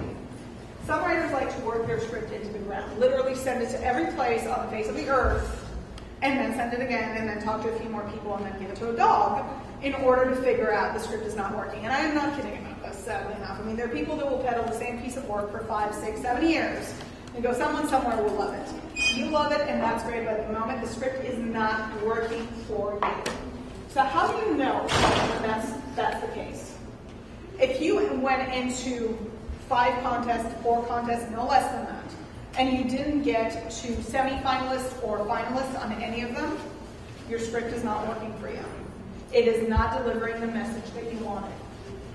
You sent your script out to 20 managers. There's no interest in the script. There's no interest in you. It's not working for you. It means move on to the next bit of work. Production companies, you sent it to companies, they're reading the material, but they're not responding. It is not working for you. This is an important thing to note, because that means you need to move on to the next thing.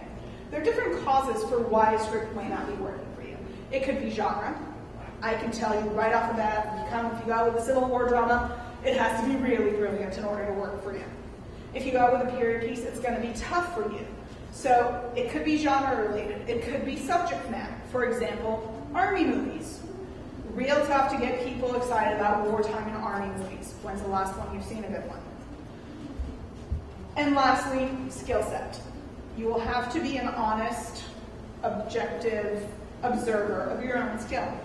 And open to people saying to you, be they analysts, writing consultants, etc., saying, okay, you need to take a class. You need to go work. I highly advocate that writers continuously sharpen their skills.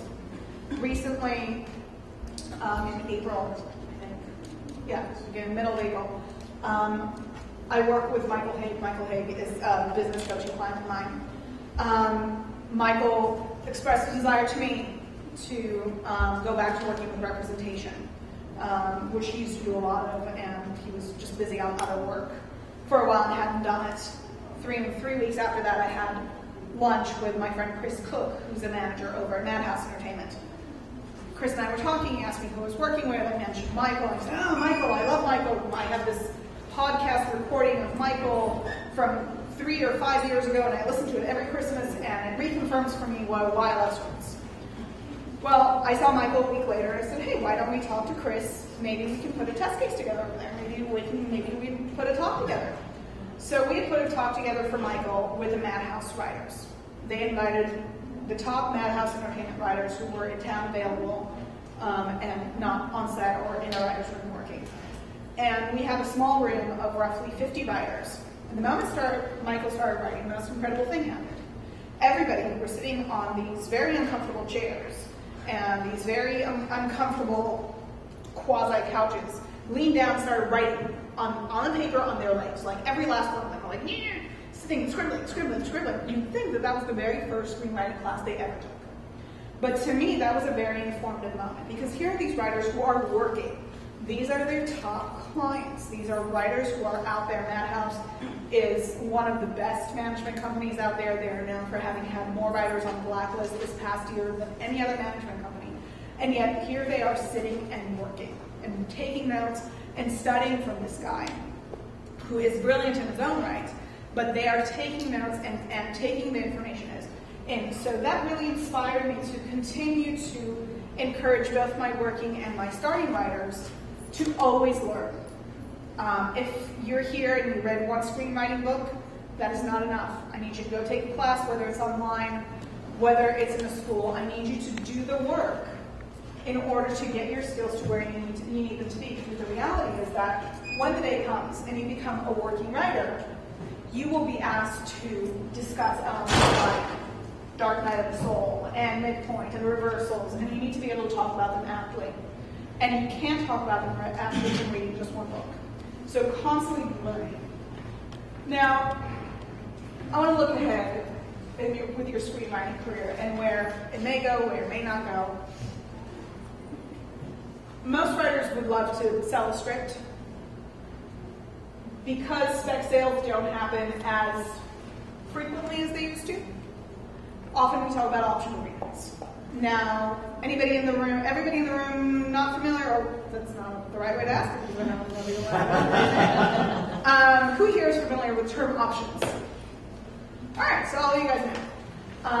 Options, if there's anybody that I missed that didn't raise their hand, is an agreement through which a writer gives up the rights to their material for a period of time, during which a production company will try to raise funds or bring on talent in order to make the product viable. With option agreements, you always want to know the term of option. How long is the option for? Is it an exclusive or a non-exclusive option? When does the rights of the material, when do the rights of the material revert to you? Do you have the right to terminate the option? If so, when? Does the production company have an automatic right to renew? If your option graduates to a sale, what are the parameters for compensation? Those are usually outlined in option agreements. Option agreements usually come in two forms. One is an option memo. It is a one-page, very broad strokes. But most times it is an option agreement that's a very long, 20 to 40-page legal speak driven document. You want to know if you're going to get paid for rewrites. You want to know if rewrites are expected for free. You want to know the production company's rights to bring on another writer. They will likely want all those things, but make sure that you know. Next, we'll look at things like elements and attachments. When I say elements, does anybody not know what I mean? All right. Elements are elements of value, i.e. director or actors of worth, that you bring to a project and attach to it.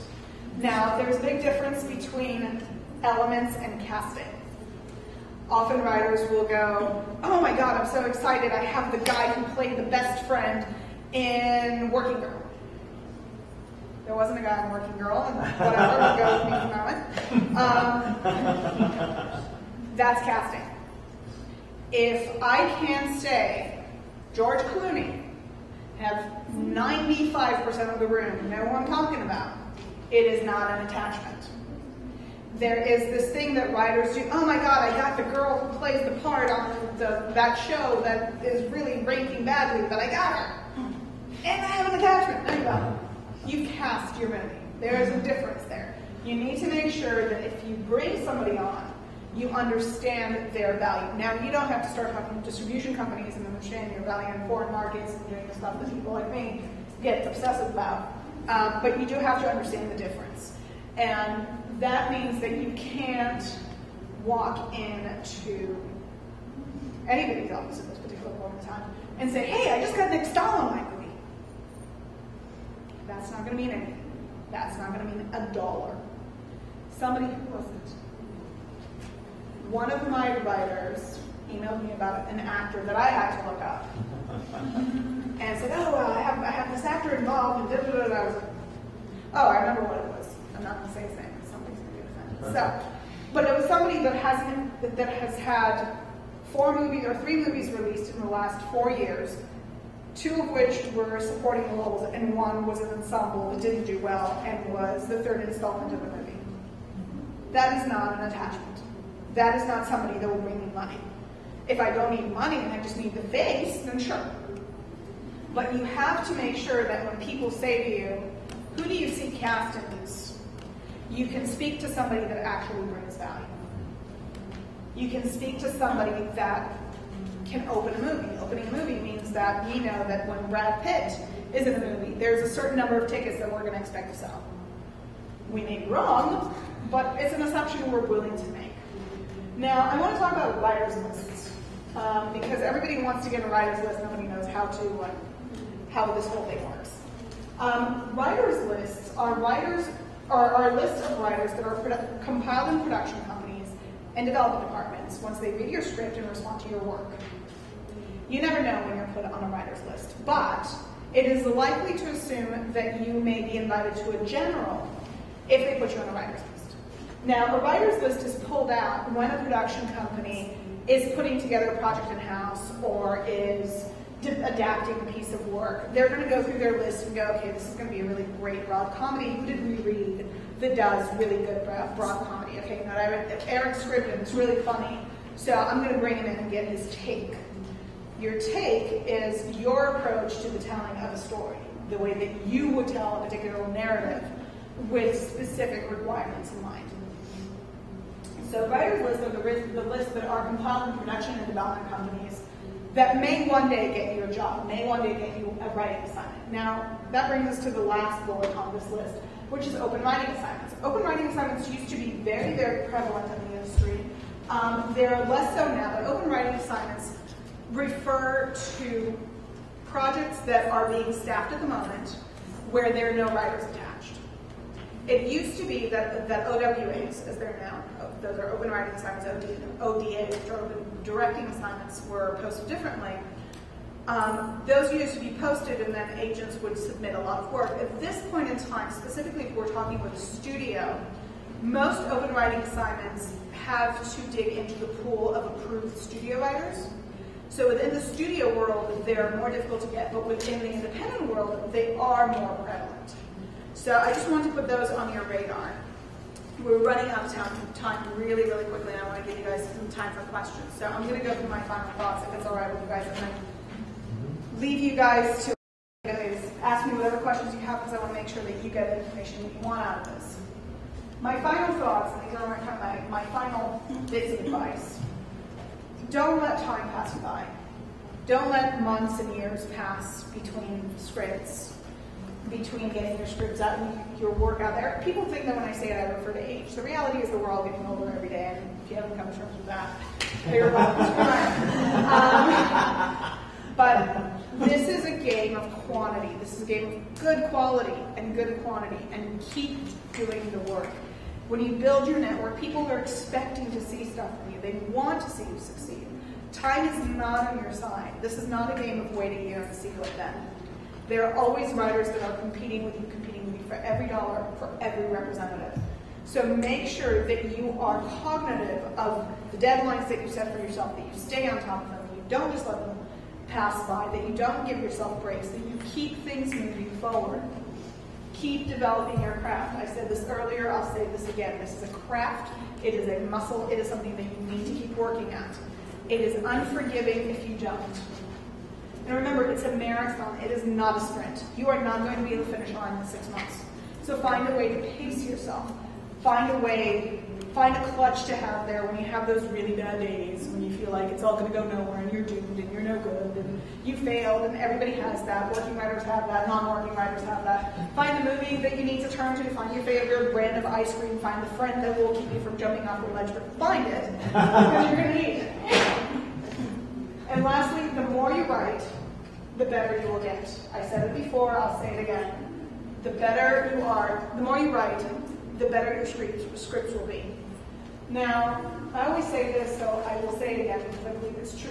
But whether you succeed as a screenwriter is not entirely in your hands.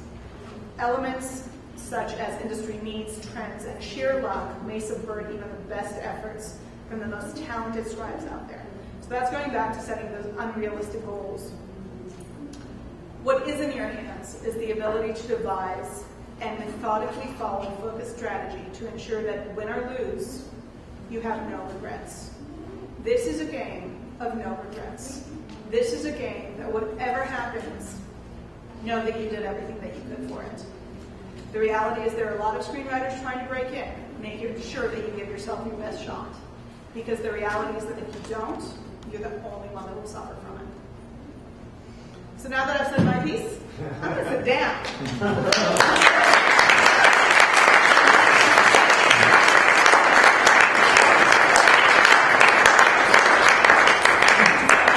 That was not necessary for the machine. I'm going to close this. I stay on the screen. We have a question right there? Patrick, hello. I've heard that the biggest mistake a lot of writers make is going out to the industry too early, either when they've only got one thing or a couple of things, or when their script isn't ready. I just wanted to say a little bit about that, because it can hurt you more. Certainly going out with a script that's not ready is, to me, suicide. Because you don't get to redo. You don't get to come back and say, oh, made a mistake, whoops, sorry, coming back again. So, at that point you have two options. Writers do one of two things, not really two options. You don't want them as fun.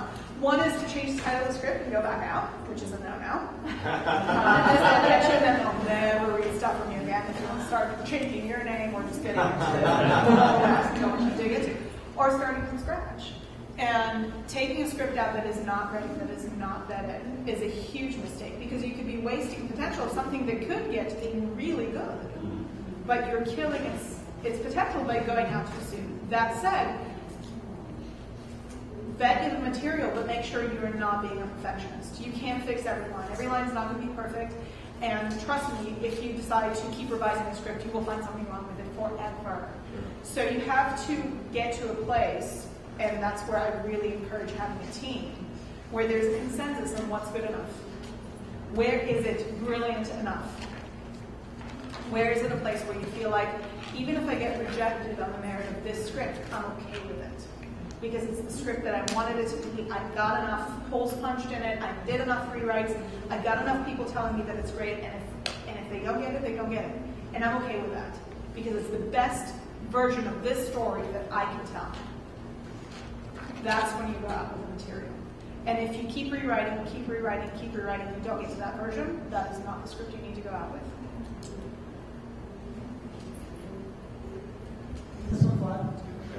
I'm sorry, I'm losing my voice. It's okay, right there. We go. Try to use this. Not learning this work. Check, check, check. I don't think it's working. No. John, take that. Thanks very much. Oh, okay. Thanks. So let's say lighting strikes in a great way and you've just been optioned. What do you do next? Get a lawyer. Not an agent manager, a Not lawyer necessarily. first. If you don't have a manager that you know you want to work with, I find that a lot of times people go, oh, shit, I got an option. What do I do? Okay, let's... Then you end up signing with the wrong person because you're doing it really quickly. There isn't a meeting of the minds about where you see your career going, what you want to do, what they want you to do. So in that case, find a really good entertainment lawyer to go over the material. There's plenty of them, and that's enough. And at least then you pay up front, and that's the end of it. But don't jump into a relationship with a rep unless there's a rep that you've been courting forever and you've been wanting them to pay some attention to you, and finally you have this option. You call them up and you say, okay, I have an option now. Will you rep me? And they say, okay. But unless you've known them or wanted to know them or wanted to work with them, don't jump on a rep just because it's a rep. An entertainment lawyer can do all the work for you in both an option and a sale agreement. The only time that you can get away with 120 is when you are writing a sci-fi that really creates a new world for us and requires really heavy-handed descriptions. Otherwise, it's all about economy. It is all about economy. I mean, I oftentimes, when I work with writers, I have one writer who's really difficult. And like he'll write and he'll go, oh, I can't keep writing because I'm at 115 now. I usually tell my writers, write your drafts, get the script to where you want it to be, and then we'll cut. You can only have number one priority. So while you're writing, write your best script. Once you're done with your best script, then your priority is to cut it back down. And you'll find ways to do it. It's always doable. And listen, I've redlined and crossed out stuff for my clients when I just went, oh, I can't do it. Oh, yes, you can. Stick to the rules. Stick to, start a scene as late as you can. Get out as fast as you can. Don't over-describe because the cinematic language is pretty clear at this point. We know what most everything looks like on film. Try to be really broad in your descriptions. We don't need to see the hand pick up the bottle and put it down, and the other end lift the pen. We don't need all that. Leave that to the director. Don't direct on the page. Those things will usually help you cut it back.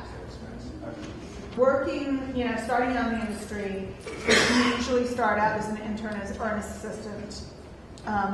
You usually have to put in 60 hours a week, at least.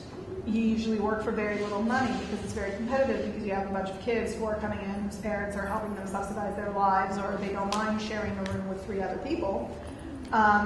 If you're willing to do that, though, by all means, it's great. And it's great with TV as well if you want to be a writer's assistant in the room. If you're willing to do that, most people in this room, I don't think are.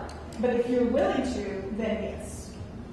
It's just a question of, are you willing to put in those few really tough years where you'll have no life, where you'll not write as much as you want to, and when you do write, it's going to be 4 o'clock in the morning, you're going to be going to sleep on no-dos and a bunch of coffee, and it's going to be all about doing in the name and the love of film.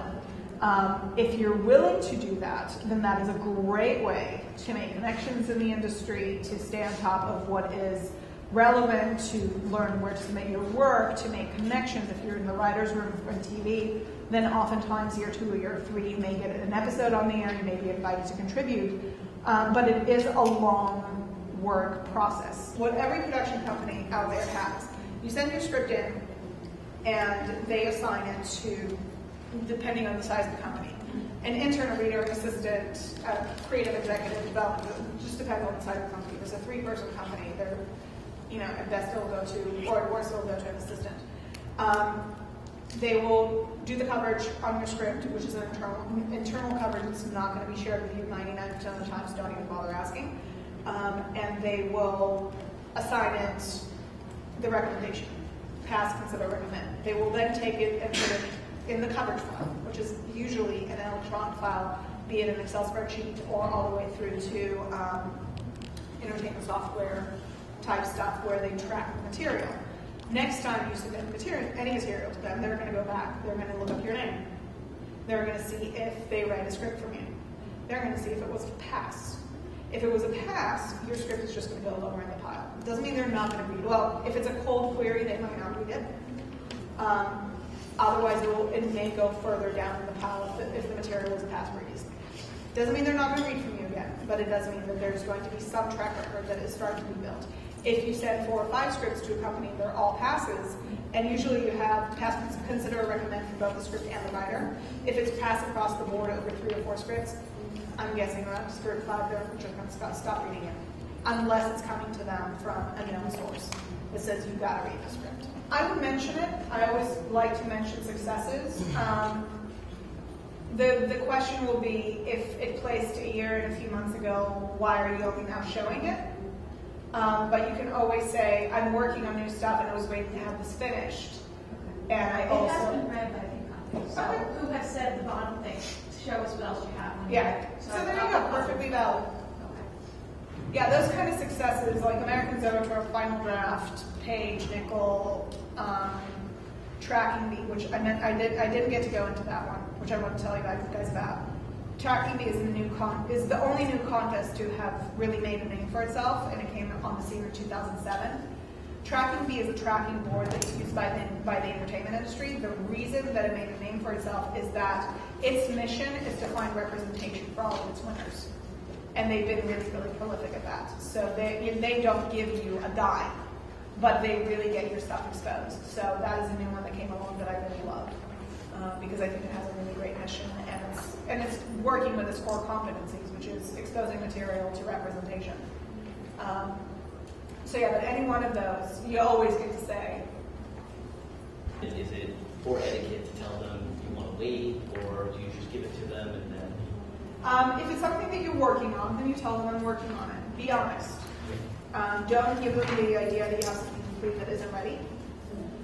So be honest with them, be frank with them, and let them know. I'm working on it. I should have it ready in about 6 weeks. I'll get it to you then. Is that okay? That's it. Oh wait, let's have Eric ask more. All right. I like the comment that you made about the screenwriters groups, because that's exactly what I did. Good. You know, the groups in Tampa just wasn't doing it for me, so I created my own, and so it turned out to be a really good idea. But if a writer comes in and they have a large body of work, do you suggest seeking out an agent or a manager? Manager. Agents there's with every starting writer, there's just too much development that is still needed, and most agents, unless they're really, really small and boutique-y, and they kind of work like managers anyway, they're just not going to have the bandwidth for you. They're not going to put the time and energy that it really takes to break a writer. When you're with management, when you're with representation, they're going to want to see a new script from you, like a ready-to-show, ready-for-industry script every 3-4 months tops. If you take more than that, you're losing their attention. So this is the time to get in that writing habit. Because this is the easy time. This is the time where you have a little luxury. Yeah, because once you have representation, you get exposure, and it's even more pressure. Yeah, and then you have something to lose. Yeah. That's a very good point. Yeah. What percentage of projects, scripts in development, do you think ever go on to actually be fully purchased or made?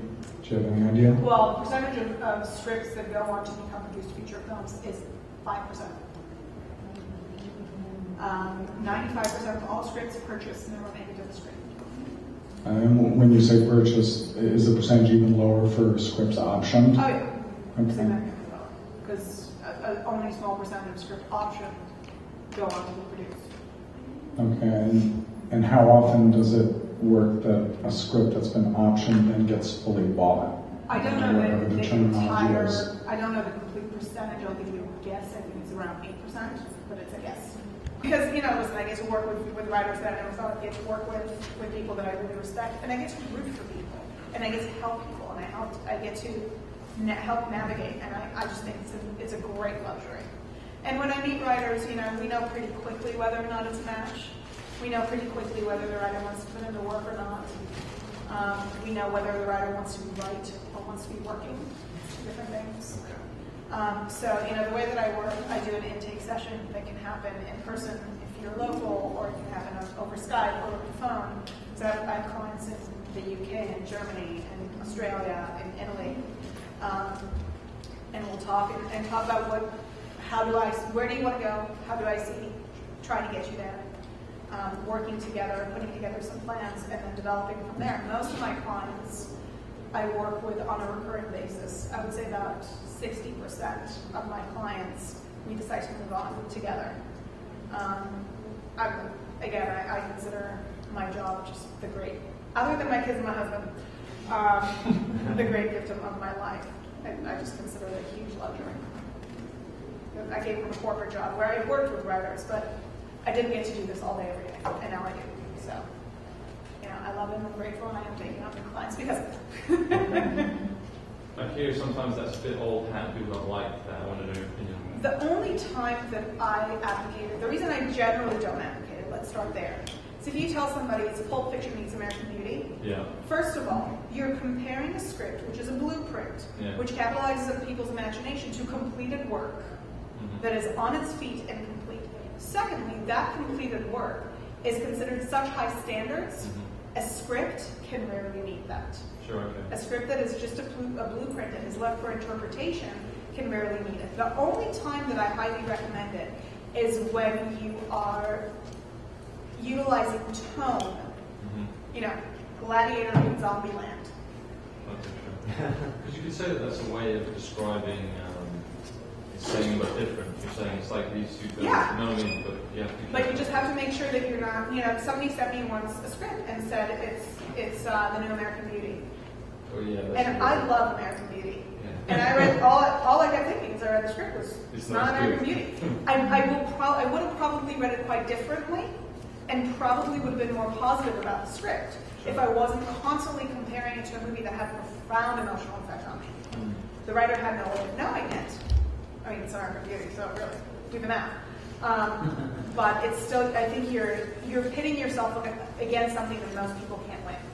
Sure. It's kind of like, do you guys ever watch The Voice? Sure, yeah. And singers go on there and do Adele songs.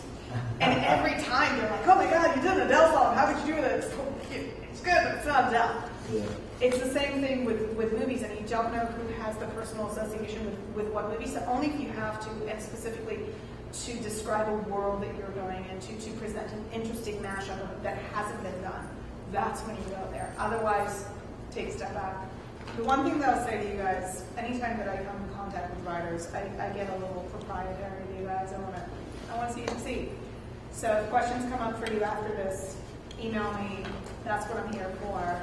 Granted, I can't write books over email, but if there's anything that I can give you a tip on, I'm more than happy to. And just keep working at it. It's a job. Keep working at it. Do those things. Join writing groups. And if you want to reach out to me and see if we can work together, I'm more than happy to connect with you and see what we can do on a one-on-one basis. So unless there are any more questions. I have a question. It's good about if you have a whole slew of ideas that you want to work on, and you've sort of set a theater thing, and I write film, and I write TV, and I got a bite with the company. I had a general meeting at 25, and it was keep it on 2, and I sent him one, and he passed on it. It was like, well, what about that other one? And at this point, he's read 2 of my scripts, and I wasn't really planning on working on this one right now. Don't write it if you're not passionate about it. So wait, you gotta be like, this is the thing I have to write right now. If you don't write things that you're passionate about, we know. We know. So let him know, that idea is still percolating. But I have this other project that I'm really thrilled about, and I'd love to share it with you when it's ready. Write what you're passionate about. Never write to trends, ever. Never write because, I have one writer who sold a script to Paramount 4 years ago, who sold to New Line 2 years ago, and had an executive at Paramount that he really liked saying, I really like this idea, why don't you develop it? And he could not wrap his brain around the idea, but he really, really tried. And he ended up wasting 4 months just trying to figure out how to work with this idea. And eventually he dumped because he felt like, oh, I have this one executive that bought for me that wants to see this, so of course I have to write this. But his heart wasn't in it. Yeah. And it was pulling teeth. And then he came up with an idea that was his own. And it was smart, funny, and he wrote the outline in 2 weeks and started, write what you're passionate about. That is so important. That is more important than anything because that can convert fans like nobody's business. And your passion is what drives you. So make sure that you tailor to that. Mm-hmm. And Absolutely. You have a different voice, not passion. Yeah. When we write it. No, I have another client who can't write on assignment. He had an assignment with a studio. He can't do it. If he doesn't connect with the work, it's not going to happen. He keeps selling his own specs, but he can't write on assignment. Just can't do it. If he's not connected to the work, just doesn't show up. Or that like the idea is it's just not ready yet. Yeah, I need to sit with it all. Yeah, give it time. If you're not passionate about it, make sure that you write what you're excited to write, what brings you back to the work day in and day out, because it's not easy. So you have to bank on your passion. You have to bank on your excitement. You have to. You don't have a choice. All right, guys. I guess there's anything else. All right, thank you so much for coming.